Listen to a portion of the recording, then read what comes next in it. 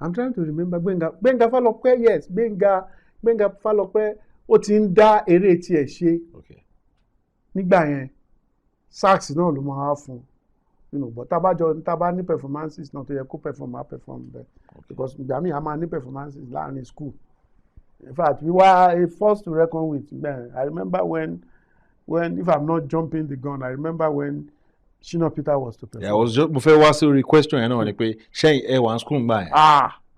In fact, èmi tí náà ti dànù tó fi wọ́. Kí ló ṣẹlẹ̀ gan? Mo ti gbọ́dọ̀ several account nǹkan tó ṣẹlẹ̀ ni pé Nigerians àárín gbogbo wọn àwọn èèyàn àti production manager ní o kìnnìkan ní o set designer ní o kìnnì set wọn máa ti ṣe wá everything forklift máa gbé wọn orí gbanú lift wọ́n á dẹ̀ gbé lọ síbi 10th floor bí tá a ti ń shoot tó bá ti gbé débẹ̀ wọ́n á gbé sílẹ̀. I'm talking of ó lè dàbí building yìí o so that you can walk from one scene one set to the other. So nígbà tá a ti rí wọn bá a ṣe bẹ̀rẹ̀ sí ṣe documentary lórí wọn nìyẹn wọn mọ̀. A dẹ̀ gbé kámẹ́rà lọ síwájú wọn along interview wọn wọ́n dẹ̀ ń dá wa lóhùn.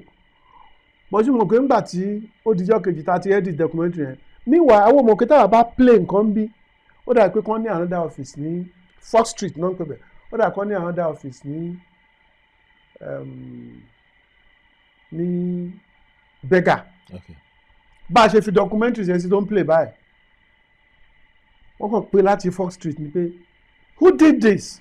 Why these Nigerians o lady yẹn tó rí rẹ̀ ń bẹ́ ó bú sẹ́kún ni pé báyẹ̀ pé a bá sọ pé ní kúrò ń bẹ́ yẹn bí ṣe wọlé á tẹ́ wọ́n ní take it easy o wọ́n tán bá fẹ́ láfà nígbà tí fẹ́ láwá gan tán bá fẹ́ láfà. Ẹ̀wà mẹ́gbọ́n yẹn náà. Yes, kí ló ṣẹlẹ̀ but èmi ò lọ sí performance yẹn mi mọ̀ bóyá ní nǹkan míì ní kíní ni wọ́n pè fẹ́ láwá and Fela's band man cost a lot. I think wọ́n wá agree lórí ticket táwọn èèyàn fẹ́ wọlé táwọn èèyàn sọ pé láéláé in fact wọ́n wọ́ luxurious bus sí Fela but nígbà míì tó wá ti di pé kẹ́ ẹ fẹ́ parí ẹ̀ yẹn nígbà tí pé mo kàn sọ pé kíní mo fẹ́ put a stop to but I'm gonna do it. I'm still gonna do it. tó bá di pé kí n tún lọ rògbòrò fáwọn ẹ̀ máa tún lọ just for me to have the psychological freedom. torí mo gbà tí mo bá dúdú production sọ̀rọ̀ wọ́n ṣe àwọn experience kan àwọn nǹkan tó ju wọn rí tó máa lọ ṣu tó mo ṣe béèrè pé ṣe ti ní irú experience yẹn rí. mi ò ní rí but lè sọ pé àwọn nǹkan yẹn ò exist. let me tell you what okay eléyìí tó ṣẹlẹ̀ sí mi. My final question to you sir ni pé ṣé iṣẹ́ àwọn nǹkan tẹ̀yìn sọ yìí bẹ́ẹ̀ ṣe sọ yìí ó dùn ẹ̀yà iṣẹ́ fún federal government ẹ̀yà fún kínní ẹ̀ ẹni tí ò lọ sí UI OAU àtàwọn universities tó kú láti lọ learn theatre or dramatic arts ṣé èèyàn máa ń kọ́? èèyàn máa ń kọ́ dáadáa pàápàá in fact kíkọ́ yẹn gan ó fẹ́ dáa ju kéèyàn lọ kọ́ ní university lọ because tó o bá lò 50 years in university tó bá dé díẹ̀ ó máa intimidate ẹ̀. tó rántí pé nígbà kan táwọn òyìnbó bá wá wọ́n máa ń da ẹ̀pẹ̀ sáwọn òyìnbó yẹn lára ni pé kán kúrò kán fẹ́ ya nǹkan wọn. But ṣe ti new experience ẹ̀ rí nínú any of your productions? No, I've never had any. mi ò ní rẹ̀ in fact you are the first person tó gbọ́. àwọn kan ti bú mi pé kí ló dé òní parí iṣẹ́ yìí ni you understand àwọn kan ti bú mi pé parí iṣẹ́ yìí náà but mi ò lè sọ pé mo ní experience báyìí. ẹnìkan wà ó kọ́ṣẹ́ furniture so ìgbà tó parí iṣẹ́ ó wá kan àpótí tí wọ́n fi máa ń jókòó ní kitchen àpótí ó wá kan táwọn èèyàn bá ti wá rí ìwọ ló kan àpótí máa fa nǹkan òun ṣe free náà nìkan máa gbéṣẹ́ wá but òun fẹ́ gbé ẹ̀pá bíbá ẹ̀ pé kó lè miss dáadáa pẹ̀lẹ́ kúṣẹ́ ilé àti ó fún nǹkan bó ti ẹ̀ fẹ́ tú àpá abẹ yẹn ṣe nígbà tó gbẹ mo fẹ́ tu ṣe mo fẹ́ tu ṣe àpótí yẹn kó rà pé ó di kóló mi ò sọ nǹkan kan o. no jẹ́ kí n ṣàlàyé you see.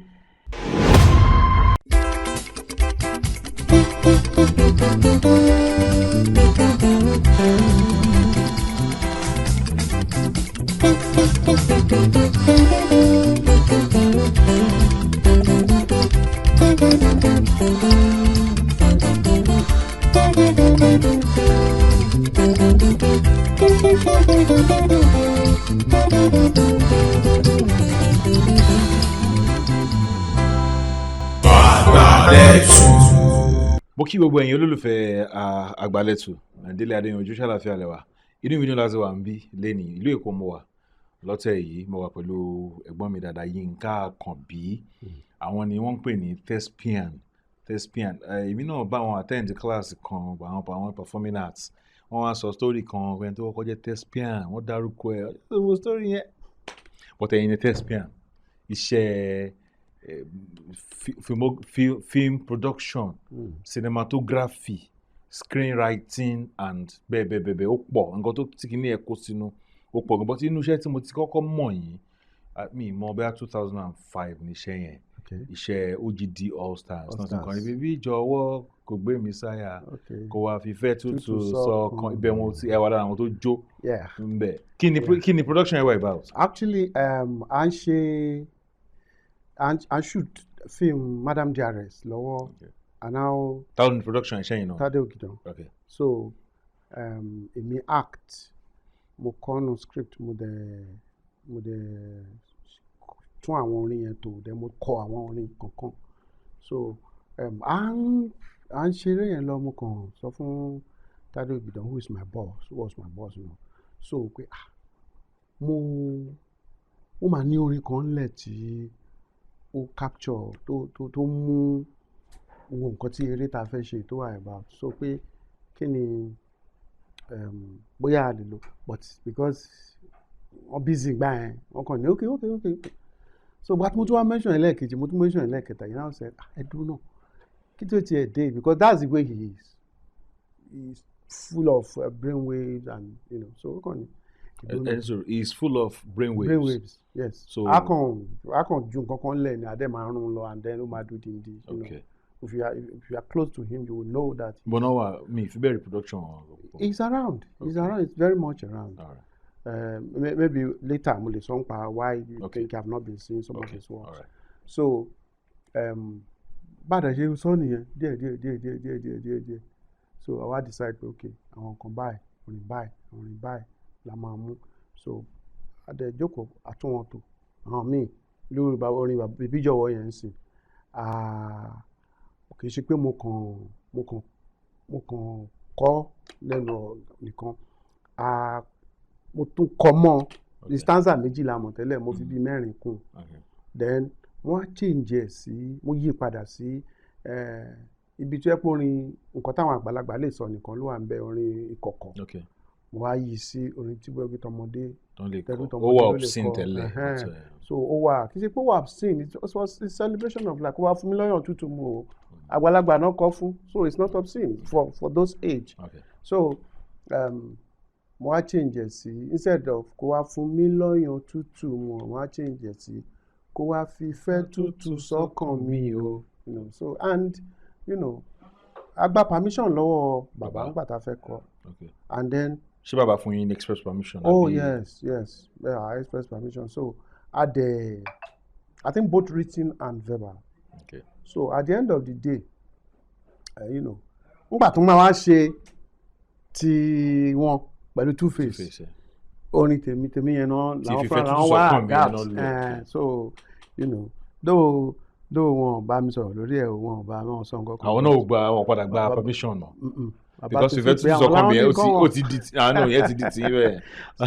èmi kàn fi yẹn kún ni and àwọn stanzas tó kù wọ́n lu àwọn stanzas wa tó kù but eléyìí tí ó dùn mọ́ mi nú jù ó ní wípé eléyìí tèmi gan fúnra mi tèmi ṣe àwọn fúnra wọn fi pé ó tó nǹkan táwọn lè lò and you know you can imagine àwọn tó yẹ pé kán tó bí wa náà ti ń kọrin so nǹkan tá a ṣe nìyẹn a wá fi orin yẹn a fi support film Madam Diaries a wá release àwọn orin yẹn lọ́tọ̀ because yàtọ̀ sí àwọn orin tá a kọ ńgbà yẹn tá a jó sí yẹn there are some songs nínú collection yẹn tó yẹ pé òun la fi ṣe theme music fún for instance afẹ́fẹ́ láyé o I wrote that one yes that one is my song it's my song I wrote it arranged it and you know everything about it so. And orin egun kan náà wà ń bẹ. Yes wà á jẹ gbégbé nàbà yín gájí. ẹ̀yin lẹ compose yẹn náà. no àmọ́ Abẹ́òkúta lè ní bá mi fẹ́ ṣe so you know So our release, I think, in fact, àwọn kan wà tá a release.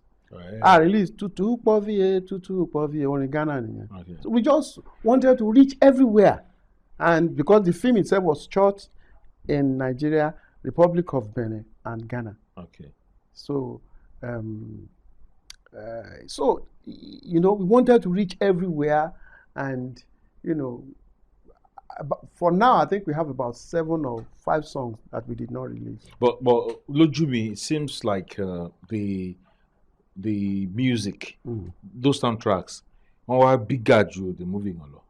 Well, not in terms of the reach of the film. The film was everywhere. Only cinema yẹn gangan lọ káàkiri. In fact, mo rántí pé role tí mo play ń bẹ̀, mo rántí pé àwọn èèyàn máa ń refer sí ju most of our films mo ti act lọ. For instance, tí n bá sọ pé iṣẹ́ wo ló dàbí pé ó fi mí sí limelight gangan and sustainable limelight, it's Madam Dearest. Because àwọn èèyàn bá rí wọn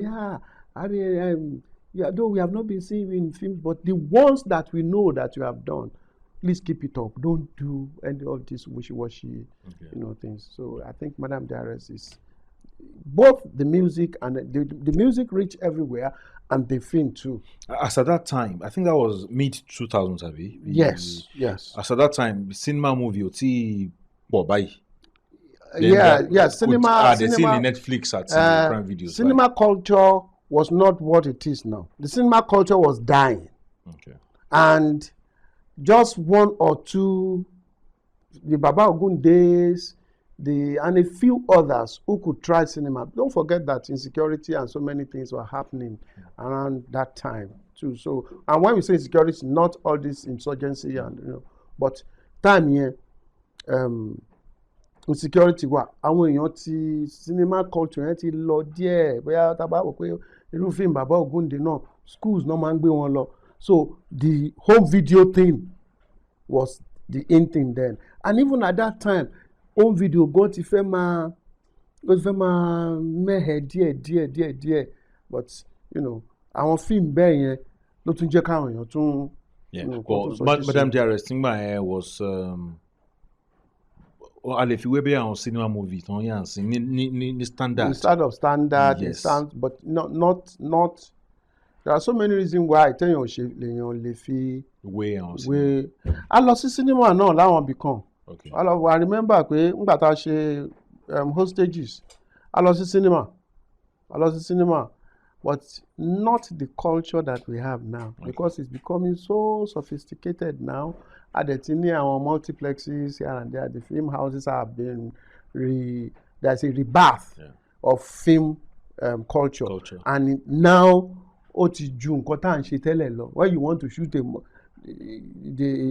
film for the cinema now, ó ti ju kì í ṣe nǹkan téèyàn ń bínú ṣe, dàńdógó ẹ̀ ti kọjá àbínúdá. So nípa irú equipment tá à ń lò ní àwọn nǹkan tá a fi ń ṣe ni, àti ọ̀nà téèyàn ń gbà ṣe ni, àti ibi tó ń lọ, ó ti yàtọ̀ sí tìgbà yẹn. So a kàn lè sọ pé ká sọ pé aṣọ ọgbà lèèyàn ń dá fúngbà ní time yẹn. Tá a bá wo àwọn nǹkan tó wà ńlẹ̀, fíìmù yẹn ó ná producer yẹn lówó gan. Tani producer? TADE OGIDAN. TADE OGIDAN. Okay. He spent a lot of money, and he went all the way. You referred to him as your boss. Yes. She apprenticeship label. Okay. Yes, some level of apprenticeship, and then our relationship actually started nígbà tá a wà ní Clapperboard Television. Okay. So She cable TV here. No, that is the first private television operating on open broadcast that nobody pays to, and it's not cable. Okay. It is a television station, terrestrial, all this one that Only UHF. Yes, UHF. Right. So it was on channel 25 UHF. Okay. So he was. We had a studio, Clapperboard Studios. Once he realized they have their own programs that they take to other stations, like it was on LTV, it was on some other stations across Nigeria. So, but later, it became the first to get licensed. And it was not just licensed. So towards the tail end of that, TADE OGIDAN left and left me in Clapperboard as the manager of, I was handling production for Clapperboard Television. So that was where we started. And then after I left Clapperboard, he had OGD Pictures. Okay. So I now joined him. So because he's the owner, I was working under him. So all of us were, working together when there's a job. Jobs were, roles were given to people. Okay. So, yeah, that's why I say. And he is truly, truly my boss, because I remember Tabashishe, give it to him. Somebody who respects you and does not cheat. For instance, I remember when we did Behind the Siege. Behind the Siege is a UN, United Nations project. And UNFPA project. Okay. You can imagine, TADE OGIDAN came on set. When I was directing, I wrote some of the scripts and I directed, and I also played in it, a prominent role. But TADE OGIDAN, in my career, in the history of everything that I've done as a movie maker, TADE OGIDAN is the only one who does not cheat you out of your credit. Okay. And for me, that is more than money. Yeah. TADE OGIDAN, when we did Madam Behind the Siege, TADE OGIDAN just said directors, because he would direct the scenes that I was in. TADE OGIDAN would just say directors, Yinka, Akanbi, and TADE OGIDAN. So that even the name Yinka, Akanbi was very more prominently written. Coming first, before than his, and that's huge for me. So yeah, who is my Oga? He is. So he's truly, truly my Oga. And he will forever remain my Oga. All right. So Ibo no wa any first song kan pa. Yes. Ti bosoro ti o akote more. You see, you have not seen him. No. In so many jobs, because don't forget that he doesn't do just anything. Okay. It takes his time, and tí iṣẹ́ bá rí bó ṣe rí yìí, no, he will need to take his time. Some of us, I take after him in some ways. And how? I shoot documentaries, I shoot drama, I shoot series, I shoot TV commercials. So these are part of filmmaking too. Even though it's more on the quiet side, people who know who has done them. Okay. So when he's not shooting films, or when he has not gotten the money to do the big projects that he wants to do, these are the other things that he does. Okay. So he's there. And I'm sure he's working on something, because he got in touch with him some weeks back and mentioned a project that we may likely start working on. Okay. Because when he needs me, I still join him in any production that is there. So he's there. He's very much there. And I hope I'm not turning your program into an English program. No. It be a question. Okay. No, I'm saying the language because you're speaking English. Because it's all better. All right. So now, ẹ ti sọ̀rọ̀ nípa àwọn nǹkan kan tẹ́mi fi mọ̀ yín. Na ẹ jẹ́ ká wo background yín. Ẹ ti sọ pé ọmọ Abẹ́òkúta ni. Yes. Mo mọ̀ pé ẹ lọ sí Ifẹ̀. Yes. Okay. Na ẹ jẹ́ ká wo background yín. Okay. Ṣé Abẹ́òkúta ló bí yín sí? Yeah, wọ́n bí mi sí Abẹ́òkúta. Màmá mi ọmọ Abẹ́òkúta ni, ọmọ Ìbàrà l'Abẹ́òkúta ni wọ́n. They are Ìbàràpá extracts. Ìbàràpá, we call them Ìbàràpá Ẹ̀gúsí. You want to make jest of them. So with the Baba Aláwìyés, àdúgbò wa ní Ìbàrà is the same. Baba Aláwìyé, that's JF Ọdúnjọ. Okay. And so I remember. Ṣé Abẹ́òkúta ni bàbá náà? Baba, yes, Baba JF Ọdúnjọ. Yes, Okay. Abẹ́òkúta ni wọ́n. Àwọn náà bí Uncle Soji Ọdúnjọ. Okay. Soji Ọdúnjọ was at one time wanting to be the governor of Ogun State. So, in fact, I think àwọn náà fẹ́ ọmọ Akíntọ́lá. I think àwọn náà fẹ́ ọmọ Akíntọ́lá. So, àǹtí mi ní wọ́n máa ń pe irú mọ́mì mi nǹkan so so Abẹ́òkúta ni wọ́n ti bí mi. Bàbá mi at a point wọ́n iṣẹ́ pẹ̀lú ìjọba but nígbà tó yá wọ́n lọ sí iṣẹ́ ọlọ́pàá as a mobile police officer. In fact wọ́n lọ sí the civil war, so ìyẹn dẹ̀ delay education mi díẹ̀. So a bí mi l'Abẹ́òkúta, níbàrà Abẹ́òkúta, and mo lọ school, mo bẹ̀rẹ̀ school ní actually mi ò bẹ̀rẹ̀ school l'Abẹ́òkúta. Bàbá mi ó wà lára àwọn tó faná sí Ìbàdàn, so wọ́n nílé ní Nọ́lẹ́ndé ní abẹ́lẹ́ kò jìnnà sí Salvation Army.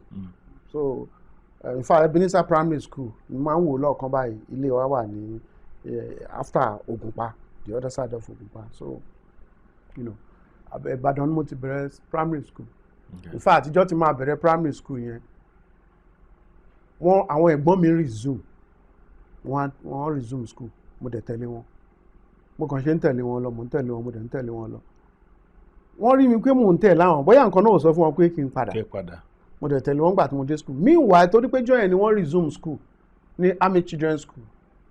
Bí wọ́n ṣe ẹ̀gbọ́n mi kan báyìí yẹn ti kún sí Fatai. Yẹn bá ní kí ló ń ṣe é? Mo ní èmi náà mo fẹ́ wọ school now.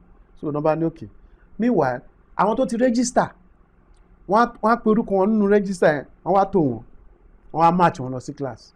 So bí wọ́n kàn ṣe rí pé wọ́n tò àwọn kan tọkàn nìkan máa lọ sí class, ó kàn tì mí ni pé kìíní èmi náà dẹ̀. Ìyẹn ní ẹ̀gbọ́n yẹn. Yes.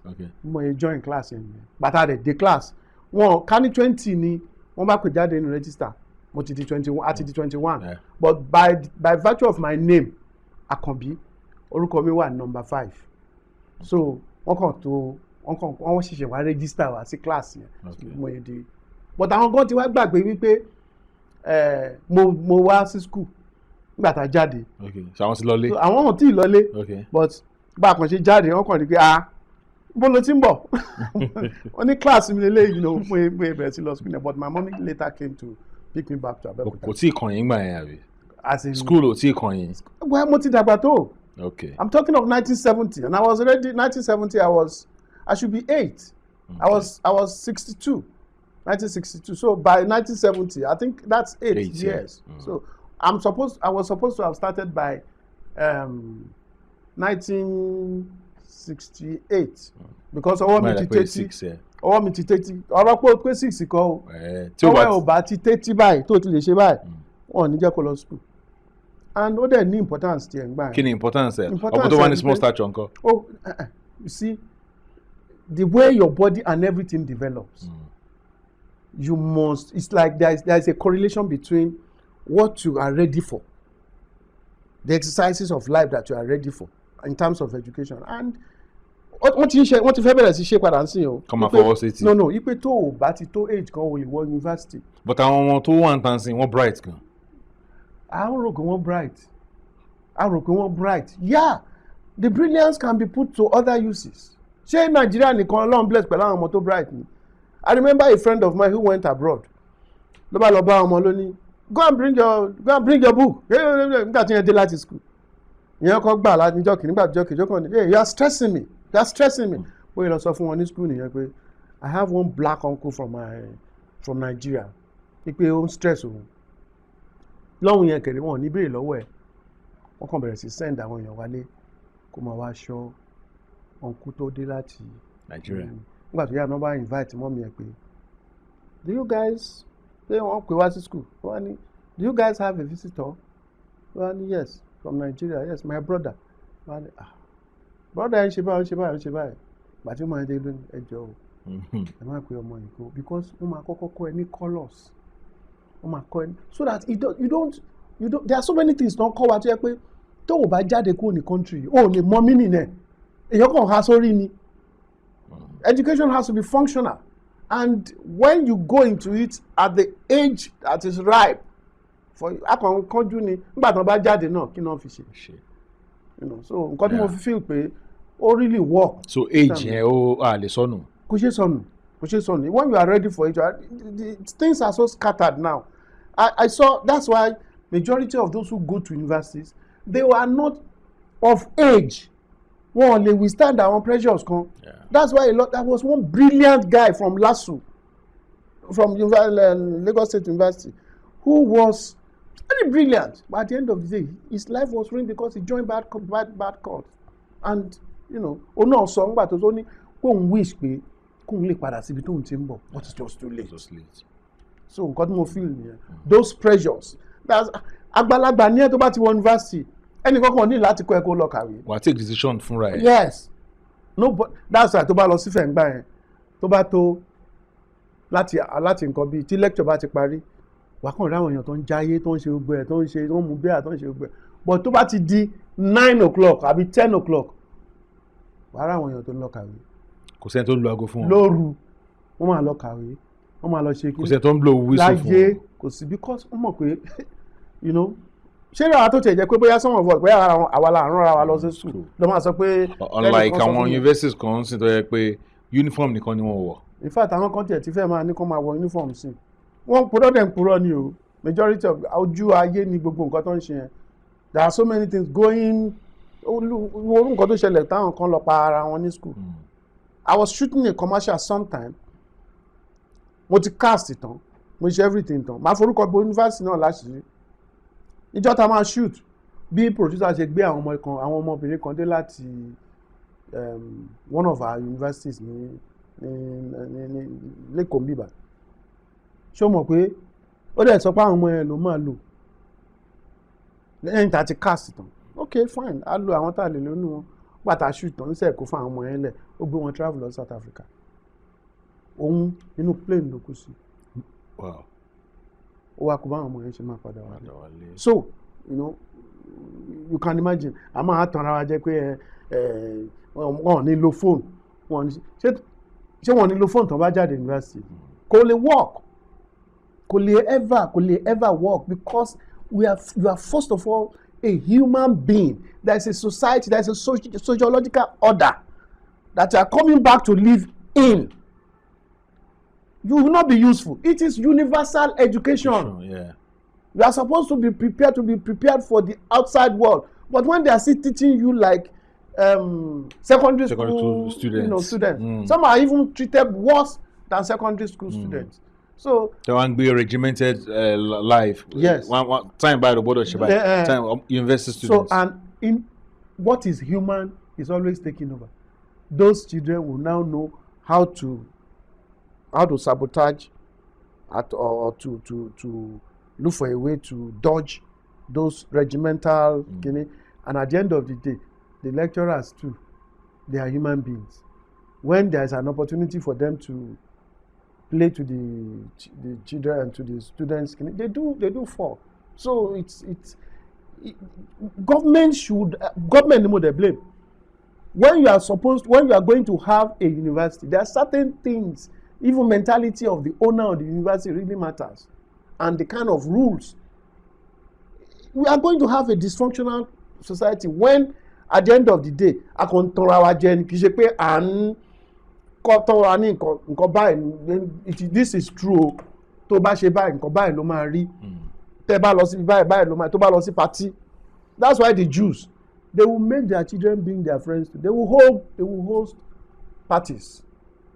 They will ask the children to invite their friends. Yeah. So the parties that you are seeing outside, you will see, come and do it here. Any rubbish that you want to come and do it, and they behave.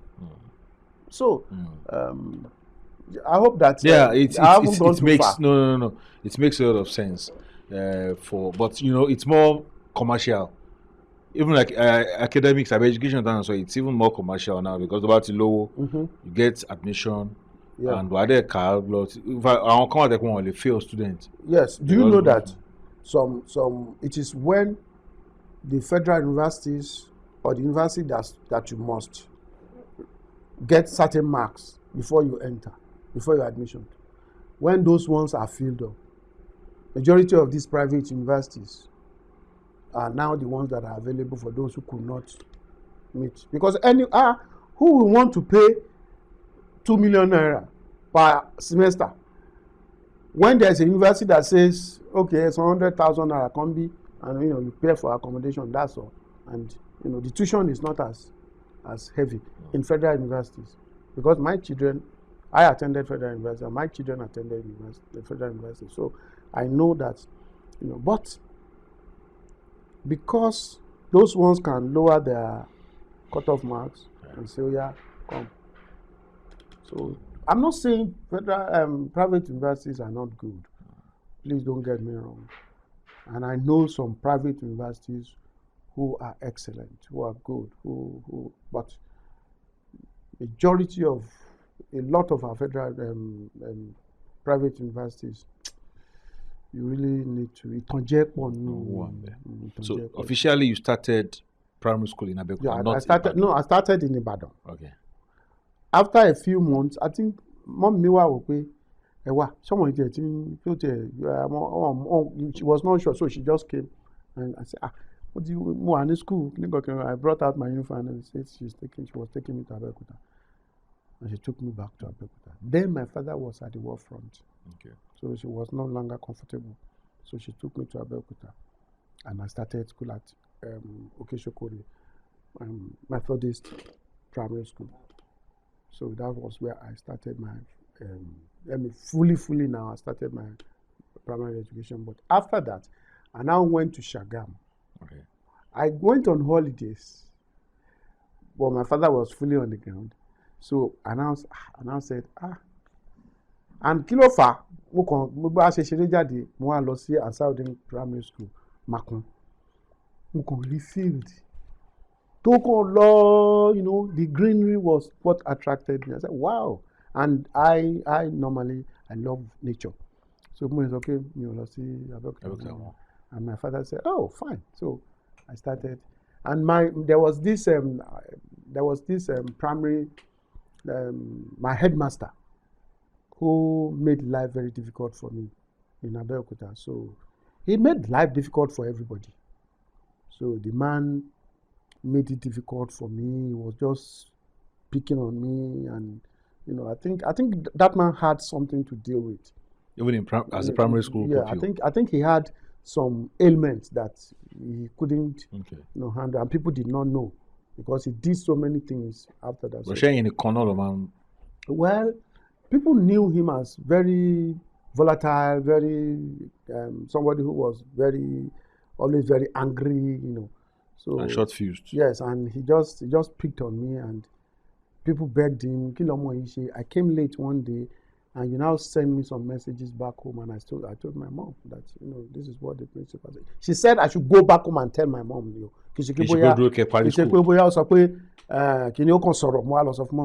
ó rán mi sí mọ́mì mi, and my mommy, that one will not take it. So wọ́n ṣe padà lọ sí school ni pé kí la gbé kílẹ̀ jù kí ló fa ọmọ la rán wá sí school tó bá tiẹ̀ lé ìtẹ́pọ́ ní iṣẹ́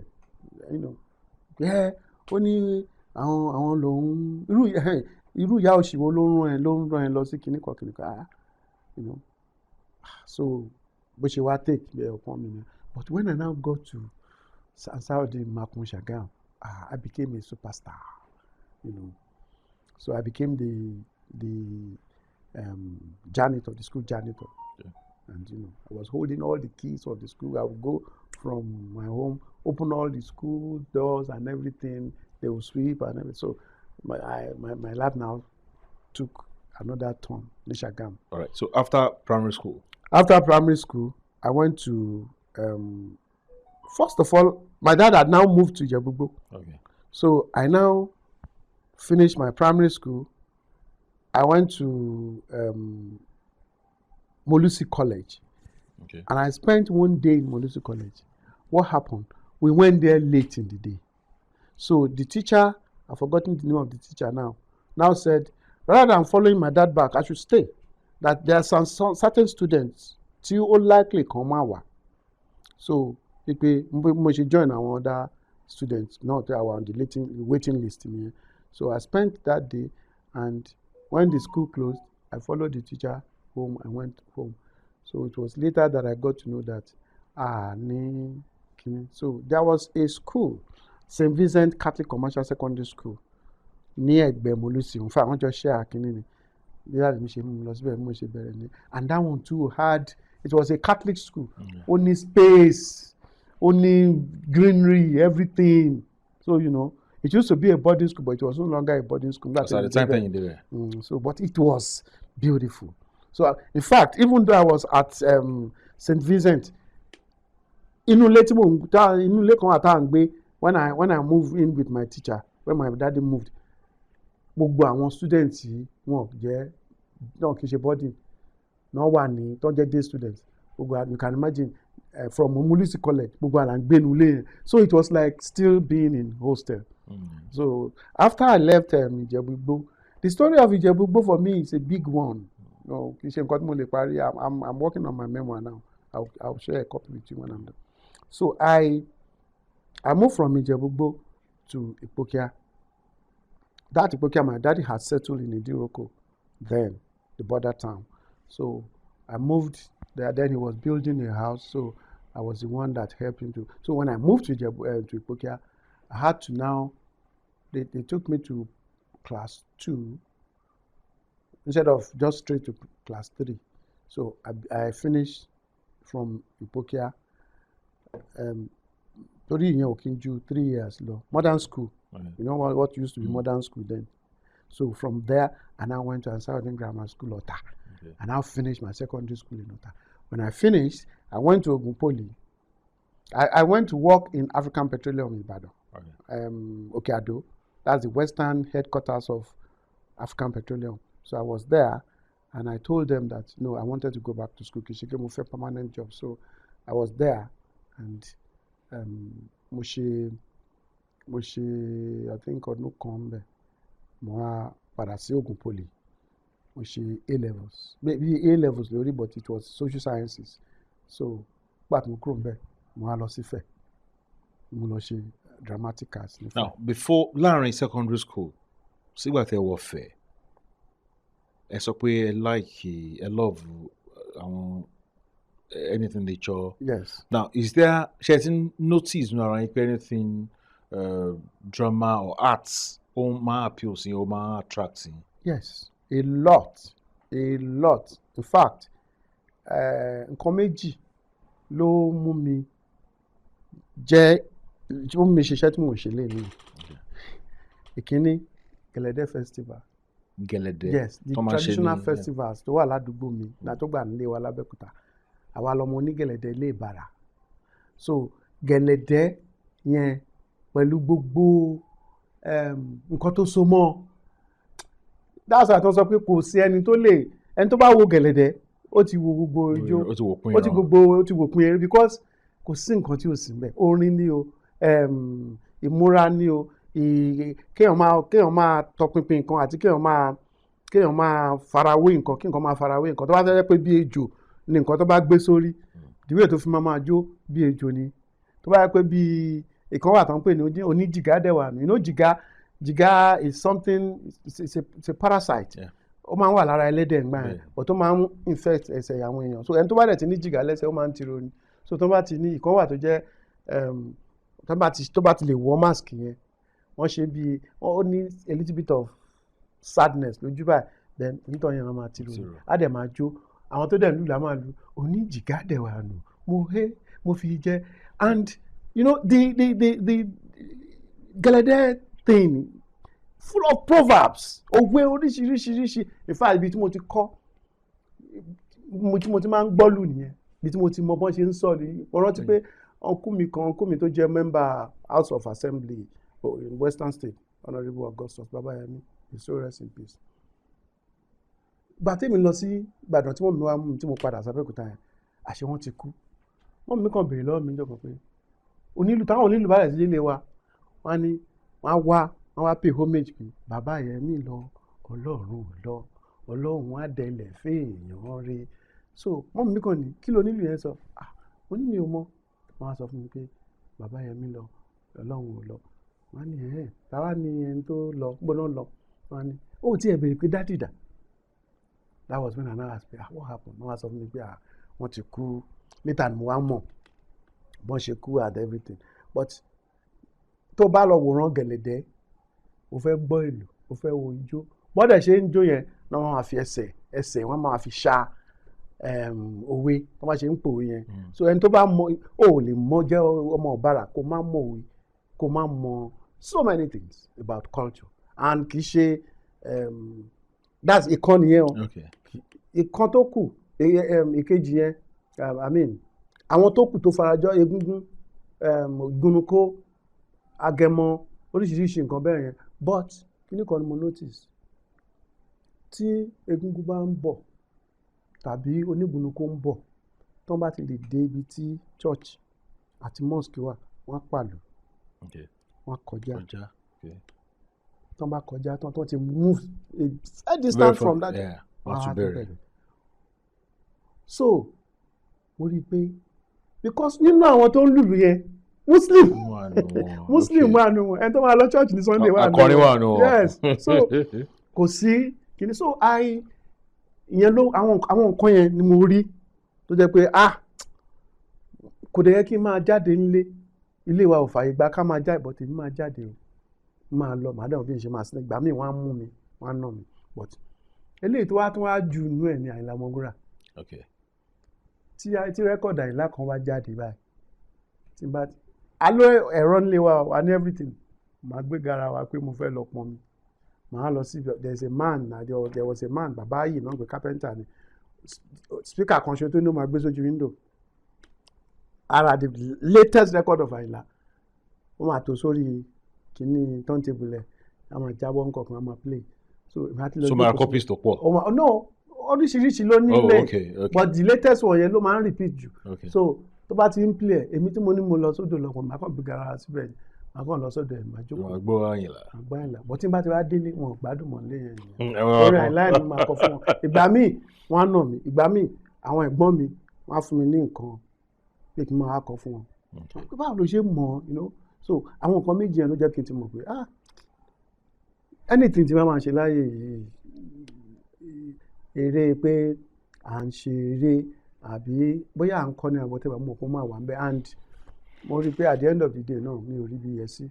Now before kẹ́ tó choose drama àwọn wo ni dramatists tí mo respect. Yeah, they respect before kẹ́ tó choose drama Okay. tó inform decision yẹn láti decide láti lọ ṣe drama àbọ̀kọ̀ fún yín drama ni.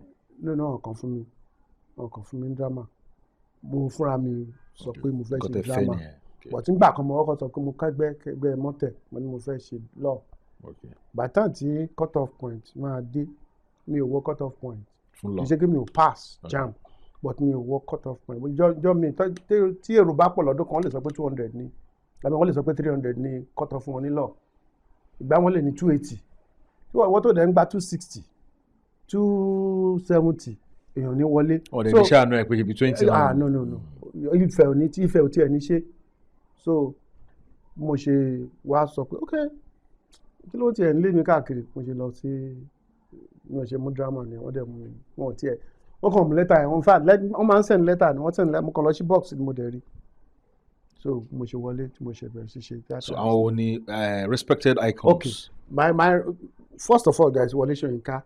There's late Professor Larotimi, but of course Wole Soyinka before Professor Larotimi, more than anything. Then there are people don't exist in the Aisho Peppers of this world.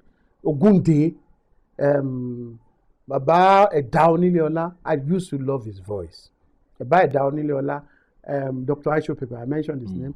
Ayox Arishekola. Indian. Yes. Ayox Arishekola and Baba Oyin Adejobi. Yeah, no sure. You know, so a lot of them then. Baba Sala, in fact, Baba Sala la máa ń wò jù fún comedy. Baba Sala la máa ń wò jù, and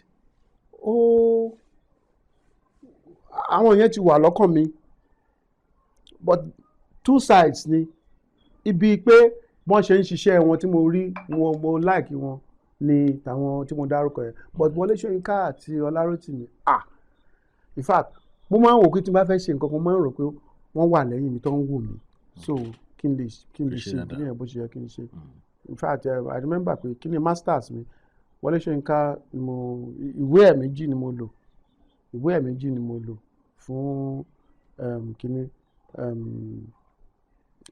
Death and the King's Horseman and is it the Strong Breed now? Yeah, ni mo lò fún project masters mi. All right. Now nífẹ̀ẹ́ àwọn two parts àwọn wo ni ẹ bá tó kọ́ yín. Okay. Then àwọn wo ni ẹ pàdé nífẹ̀ẹ́ bóyá ní drama other departments. Okay. I remember that Afis Oyetoro. Okay. Afis. In fact, ṣé wọ́n kọ́ yín àbẹ́ jẹ́. No, student. Okay, àwọn tó ẹjọ́ jẹ́ student lè fẹ́ kọ́ mu. Okay. Mo fẹ́ kọ́ mu látòrí àwọn tá a jọ jẹ́ student. Mo rántí Afis Oyetoro. Múyìwá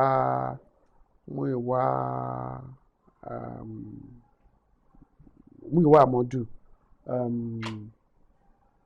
Tátún ni o. Lọ́tọ̀ àpọ̀ bẹ́ẹ̀ yẹn ṣá. Múyìwá àpọ̀ Kúnlé Agbọ́lá. Kúnlé Agbọ́lá nìkan náà ló jẹ́ ẹni tó ń practice drama. Kúnlé Agbọ́lá ọmọ Ìbàdàn ni, ọmọ Òṣogbo but Ìbàdàn làwọn parents base. Then nǹkan tó lé níbẹ̀ ni pé majority of àwa tá a jáde níbẹ̀ kì í ṣe gbogbo wa la ṣe padà sí fi nǹkan yẹn jẹun. Mo rántí pé Gbénga Ọ̀ṣínáìkè ìyẹn di journalist. Nfa ó ti ní olóńṣe Church Times. So ó ti ní company tiẹ̀ olóńṣe Church Times and well bóyá ká lè sọ pé bóyá yẹn wà related mọ́ kíní but àwọn teacher tí mo bá there was Chuck Mike, Professor Chuck Mike. He's an American and he taught me some things. Then Olarotimi, Professor Olarotimi, the late Professor Olarotimi taught me playwriting. Okay. Then Professor Charles Uji, I think he's retired now. Uko Atai passed on 2 years ago. And late Professor Fuluke Adesina, he used to be Fuluke Adesina. I think he became, I can't remember his marital status now, but she also taught me dramatic theory and he taught us dramatic theory and criticism. Okay. So those are but Wole Soyinka, I had the opportunity to learn under Professor Wole Soyinka when we did Sisi Clara workshop. We were supposed to submit some entries. So the entries were made and we were invited. So I was invited. So I did. That was when I had the opportunity to work with Professor Wole Soyinka himself, that he directed me, and Uncle what's his name now? Baba Tujo Ilana. Okay. Now was the one playing the instrument while I played the song of the Lagoon Nomad. Morocco, water rockers over Areche Shanty Town. Okay. It was sinking, we were rescued, or we would drown. The lagoon breeze was pestilence. So it was when Morocco was when government took over Morocco and people were let out into the uncertainties of no accommodation and stuff like that. So we went for performances, and so it was while I was still in school that happened. But Professor Wole Soyinka had left Ife then, but I had that opportunity to work with him and Chuck Mike, and yeah, the real, like the good masters, a lot of them had left at that time. They have the birds had flown to greener pastures. Ṣé ìgbà tí Prof Soyinka tán kúrò ní Ifẹ̀, was it around the same time tí Olarotimi? No, bàbá tó ń play keyboard tí Tujo Ilana táwọn náà kúrò. Uncle Tujo Ilana was not in Ife. Ìbàdàn náà wà. All right, so wọ́n kàn wá sí. No, Abẹ́òkúta láti ṣe. Oh, okay. Abẹ́òkúta láti ṣe workshop. Abẹ́òkúta. Prof ní office ní Òkèlèwú l'Abẹ́òkúta. So ibẹ̀ la fi ṣe base, and then we had our rehearsal venue somewhere else in Abẹ́òkúta. UI ní Uncle Tujo Ilana wà gbà yẹn. Nígbà kan wà ní UI. Okay. But what he was actually doing in UI mi ò mọ̀. Whether he was more, but he used to have Tujo Ilana and the Benders. He used to have a band. Bóyá he was now affiliated to the Department of Theatre Arts in Ibadan. Ibẹ̀ ṣókùnkùn sí mi. But I know that he was in Ibadan for a long time. Okay. I think he was based in Ibadan. Uncle Jimmy Sholanke. Uncle Jimmy Sholanke was in Ife. He was living in Ife when I was in Ife. So I was lecture in Ife? No. Okay. No. He was not even a member of the acting company. Okay. I didn't know him as a member of the acting company. And when I was there, he was not a lecturer. And I never heard that he was at any point a lecturer. Uncle Peter Watomilalanko? Yes, Uncle Fat. Yeah. Uncle Fat was a member of the acting company. Okay. Our varsity acting company. Okay. So Uncle Fat, Uncle Laide Adewale of blessed memory, Jimoh Fakoyejo, and Tuji Ojayemi was a dancer, you know, and then who else? Kola Oyewo. Yeah. They were all members of. But I think it was when I was leaving that Uncle Kola actually went for his BA in dramatic arts, that he was admitted into the department. And he was actually in the same class. He was actually in the same class with his son. Yemi Oyewo. Before then, he was just a member of the acting company. Okay. So the acting company, acting company, acts ni. Yeah, it's a whole theatre company.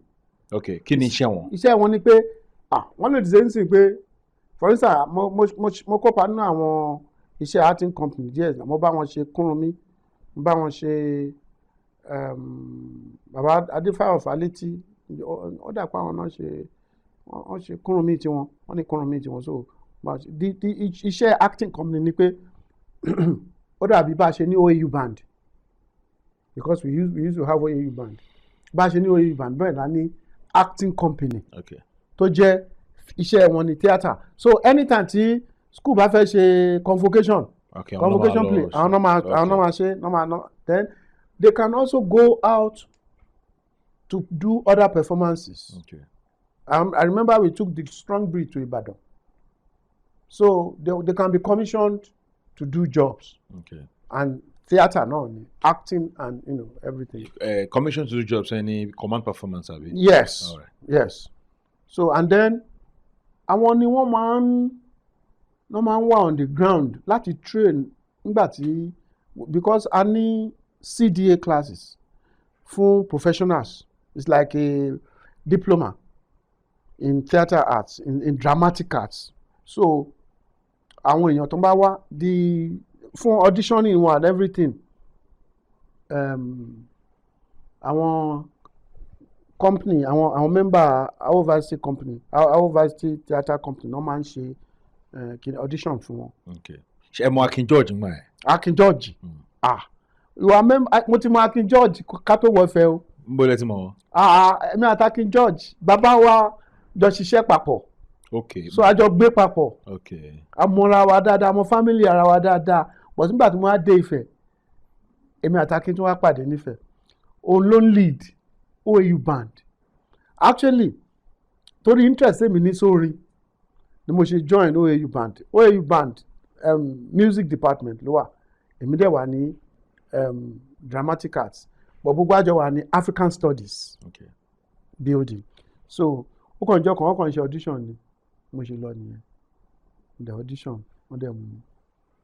Adé di pé a máa ń lọ perform, kò síbi tá a ti lọ perform mọ́. Tá a máa ń kọrin káàkiri. In fact. Kí lẹ́yìn lù fún wọn? Ṣé mi? Vocalist lè ní. Okay. In fact tó bá yẹ pé bá wo kíní certificate tán fún wa ń gbà yẹn bá rí màá fi hàn. So kò síbi tá a kì í dé o. Mo máa ń lo conga, mo dẹ̀ máa ń, in fact vocalist lè ní, tenor fún Akin. So a bá ti ṣe rehearsal wa. So ìbẹ̀rẹ̀ tí mo bọ́dá Ayọ̀ Thomas. Yes. Right. Yes, Ayọ̀ Thomas. We used to call him overgraduate. Why? No, because at a point he had graduated and he was still around. Okay. So we could see him, and you can't miss Ayọ̀ Thomas, because he was, gentle and impactful. He's gentle, but he he knows everybody and he can relate with everybody. So he's one of the people that actually, that's why I said back I just came back. I invited him and he played a prominent role in the series. Okay. So Ben Motimo, Kenny Akin, and Kenny another Kenny Fashipe. Okay. Then Akin, there's another Akin Ogusumi, and a host of others. Yes, Tunde, who is a big time drummer. Tunde, I've forgotten his surname now. We used to call him Idiomo then, because he loves his palm wine. He used to love his palm wine, so you always go to Idiomo. So Idiomo was Nefe. So very beautiful people. So Ben Motimo. Uncle Yemi Sholade nko? Yemi Sholade, I think Yemi Sholade left a year before I entered Ife. I don't know. So just in the Amos band? No. Yemi Sholade. No, Yemi Sholade was never a member of Amos band. No. Dr. Falokwe nko, Gbenga Falokwe? Gbenga Falokwe, yes. Ewa ni Amos, Wejo ni Amos. Yes. Gbenga Falokwe. Then there's who else? I'm trying to remember his name now. Very dark. He was playing crashing cymbals. Bam! He was because we also we could do anything, music, anything. Sometimes we would be the one to play for convocation. So I'm trying to remember Gbenga Falokwe, yes. Gbenga Falokwe ó ti ń dá eré tiẹ̀ ṣe. Nígbà yẹn sax náà ló máa fún but tá bá ní performances náà tó yẹ kó perform bẹ́ẹ̀ because ìgbà míì a máa ní performances láàrin school. In fact, we were a force to reckon with. Man, I remember when if I'm not jumping the gun, I remember when Shina Peter was to perform. Yeah, I was just before I ask you a question, ni pé ṣé ẹ wà school gbà yẹn?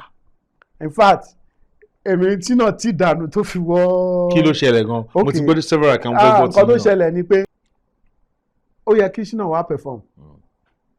And àwọn ọmọ fẹ́ like ara wọn gan o. Ó yẹ kí Shina wá perform. Shina wá tètè wọlé. Wọ́n sì ń dilí dalè káàkiri, ó wà káàkiri. Wọ́n ti wà around. Àwọn ọmọ wa dẹ̀ ti wọnú amphitheatre, wọ́n ti jókòó. Ó ti kún. Wọ́n ti to instruments iwájú wọn. Ẹ wá ní kínní. Báwọn ti ṣe yarí pé àwọn ọmọ yẹn fẹ́ ṣe yarí yẹn pé kí ló ń ṣe yín? A ní àwọn tiwa bá ṣe bọ́ sí stage yẹn. Bí a kì í ṣe pé on stage, àwọn náà dẹ̀ ti wà ń bẹ̀ àti ready. A ti fẹ́ perform tẹ́lẹ̀. In fact, mi rò pé àwọn ọmọ fẹ́ máa gbà ká má perform lálẹ́ bẹ́ẹ̀. So bákan ṣe lọ bẹ̀rẹ̀ pẹ̀lú afọ́jújú Shina Peters. Kò ṣe pé ẹ ti ń kọrin tẹ́lẹ̀. Ṣáwa. Lálẹ́ ọjọ́ yẹn. No. A fẹ́ bẹ̀rẹ̀ ni wọ́n pè wá pé ká wá kọrin, wọ́n ṣe pè wá nìyẹn pé ká wá kọrin. Okay. Kẹ̀dẹ̀ ó yẹ kẹ́ open stage fún ọ ni. Ó yẹ ká open stage. But kò tí ẹ yẹ ká open sí mi ò mọ̀ ṣá, but at a point ó yẹ ká perform. Okay. So bí àwọn yẹn ṣe rọ̀bọ̀ rébé káàkiri, bí a ṣe bẹ̀rẹ̀ nìyẹn. Kim. Afọ́jújú Yorùbá nígbà tí wà lóde tẹ́lẹ̀tẹ́lẹ̀ rí ẹ ti jó oríṣiríṣi. And one thing about Akin, tó bá yẹ pé Shina Peters ni Akin fẹ́ imitate, wàá máa wò á rí pé kì í ṣe Shina Peters, but something in you will always believe pé irọ́ ojú mi kàn ṣe bẹ́ẹ̀ ni, tó bá yẹ sàn ní mi. So bí àwọn èèyàn ṣe pariwo nìyẹn, bí Shina ṣe gbọ́ pé kí ló ń dùn, ó bẹ́ wọnú kíní ni. Ó bẹ̀ wọnú kìíní ló gba microphone ló bọ́ síta ó bọ́ síta kìíní. In fact, tí kì bá ṣe pé bóyá àwọn èèyàn fẹ́ gbọ́ nígbà wọn á lè jáde. Trust Ife guys kò ní perform. So bá a ṣe kìíní akànra rẹ kìíní kan akànra bí lọ́lẹ̀ àdẹ̀kúrò ń bẹ̀. Àwa làwọn èèyàn pàtẹ́wọ́ fún. But later we know how perform because people, he was the rave of that time. So people now wọ́n kàn gbà bẹ́ẹ̀. But tó bá yẹ pé a bá sọ pé ní kúrò ń bẹ̀ yẹn bí Shina ṣe wọlé á tẹ́ wọ́n ní take it easy o. Wọ́n tán bá fẹ́ láfà nígbà tí fẹ́ láwá gan tán bá fẹ́ láfà. Ẹ̀wọ̀n mẹ́gbọ́n yẹn náà. Yes. Kí ló ṣẹlẹ̀ nígbà tí fẹ́ lẹ́yìn? èmi ò lọ sí performance yẹn mi mọ̀ bóyá ní nǹkan míì ní kíní ni. Wọ́n wọ́n pe Fẹlá wá, and Fẹlá's band man cost a lot. I think wọn wá agree lórí ticket táwọn èèyàn fẹ́ wọlé. Táwọn èèyàn sọ pé láéláé. In fact, wọ́n wọ́ luxurious bus sí Fẹlá. And Fẹlá used to be a member of our student union. I don't know, agídí ló kàn ló ń jọ ẹ̀ ní ọ̀rọ̀ yẹn fi dàrú. Wọ́n ti wọ́ glass mọ́tò. Fẹlá was a member of. Ganifying me. Honorary membership. Yes, members of our Ganifying me. All those frontline people that we have respect for. Abiola too. Okay.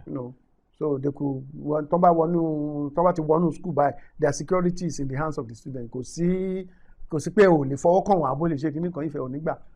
The securities, they take it over and they, of course they will respect their own protocol, but you are a member, so you can't just come and play any big man role here. You are a member, and they were always enjoying it. So so bí ṣe bẹ́ẹ̀ wọlé nìyẹn, bí performance ṣe wá bẹ̀rẹ̀ nìyẹn. Okay. So it wasn't like àti kọ́kọ́ ṣe number kan àṣe kíní kan. I think it was what I remember. We started with Afrojuju Shina Peters. Ìgbà tí wàá lóde. I think majority of them cannot actually stand somebody else taking the shine of them. And because that hit song, I feel that's what called here now. And it's a call. So kí ló kù náà fẹ́ fún àwọn. Well, nígbà tó náà ń ṣe rọ́bọ lébè. Kí ló tí ò wọlé kó bẹ̀rẹ̀ sí perform. A nífẹ̀ẹ́ òní gbà. I remember nígbà tí mo lọ sífẹ̀ tí mo gbé hostages lọ ní crowd tí mo rí. But wọ́n ti sọ fún mi pé iye báyìí ní bóyá $2 náà fẹ́ wò. Kò bá máa bọ̀ látẹnu yẹn tó bá sọ pé $2 náà fẹ́ wò. Tó bá ti decide lẹ́nu gate yẹn wípé iye báyìí náà fẹ́ wò fíìmù nífẹ̀ẹ́. Kò sẹ́ni tó lè change it. Kò sẹ́ni tó lè change it. So àwa ro èrò rẹpẹtẹ nínú ilé ìgbà tó bá tàn tó máa ka owó ní tó nǹkan. But the fact remains that that's an existing law. Kéèyàn láti obey. So it's been either you want to obey the laws of the student, or you want, because you're another republic entirely, or you go. One kọ̀ báwa láti London tó wọn bá ní jẹ́ kó perform wọn ní jẹ́ kó perform. So I hope I answered that question. Yes. Sit down. Now after school, ẹ wá decide láti take drama yín take care as a means of livelihood. Well, what happened? Nígbà tí mo ṣe tán, bàtà tí mo ṣe tán I was 30. Okay. So wọ́n fún mi ní exemption. Year wo lẹ parí? 1992. Okay. Wọ́n fún mi ní exemption. So mi kò year kan lẹ́yìn àti Bọ́lá Akin parí. Akin ṣáàtì no ó dà pé ṣé Akin ò ṣe tán a year before me? Okay. Ẹ̀yin ò serve. No, èmi ò serve. Ó dà pé àwọn serve. Èmi ò serve. Kò yẹ kó dẹ̀ lọ serve. Tó bá declare age ẹ̀, kò yẹ kó lọ serve. Because at that time, mi rò pa Akin serve ṣá. Wọ́n serve. Anyway. So because mi fẹ́ nǹkan tí máa ṣe tí àwọn parents máa gbọ́ wípé purọ́ age bí kan máa gbàgbé. Màá lọ gbàgbé pé mo ti purọ́ age. Ò bá rí mi ní 100 years of now, nǹkan tó máa rí bẹ́ẹ̀ náà ló máa rí. So mi ò parọ́ age mi because mo ti mọ̀ pé mo fẹ́ dá ṣiṣẹ́ ara mi ni. So mo rẹ̀ ṣe tán bẹ̀ gbàm. Mo padà actually mo lọ sábẹ́kúta padà. Wọ́n dẹ̀ sọ pé kí n lọ check dad mi mọ̀ pé mo ti ṣe tán. I saw my dad àdẹ̀mú bíà méjì and everything. Then I came back to Abeokuta, then we moved to Lagos. When I came to Lagos, I was living at, first of all, I was with a cousin of mine, Mrs. Kukoyi. Then later I moved down to Agege, that's Capitol Road. A friend of mine had a house there, inherited, so I just moved into a room there and I was living there.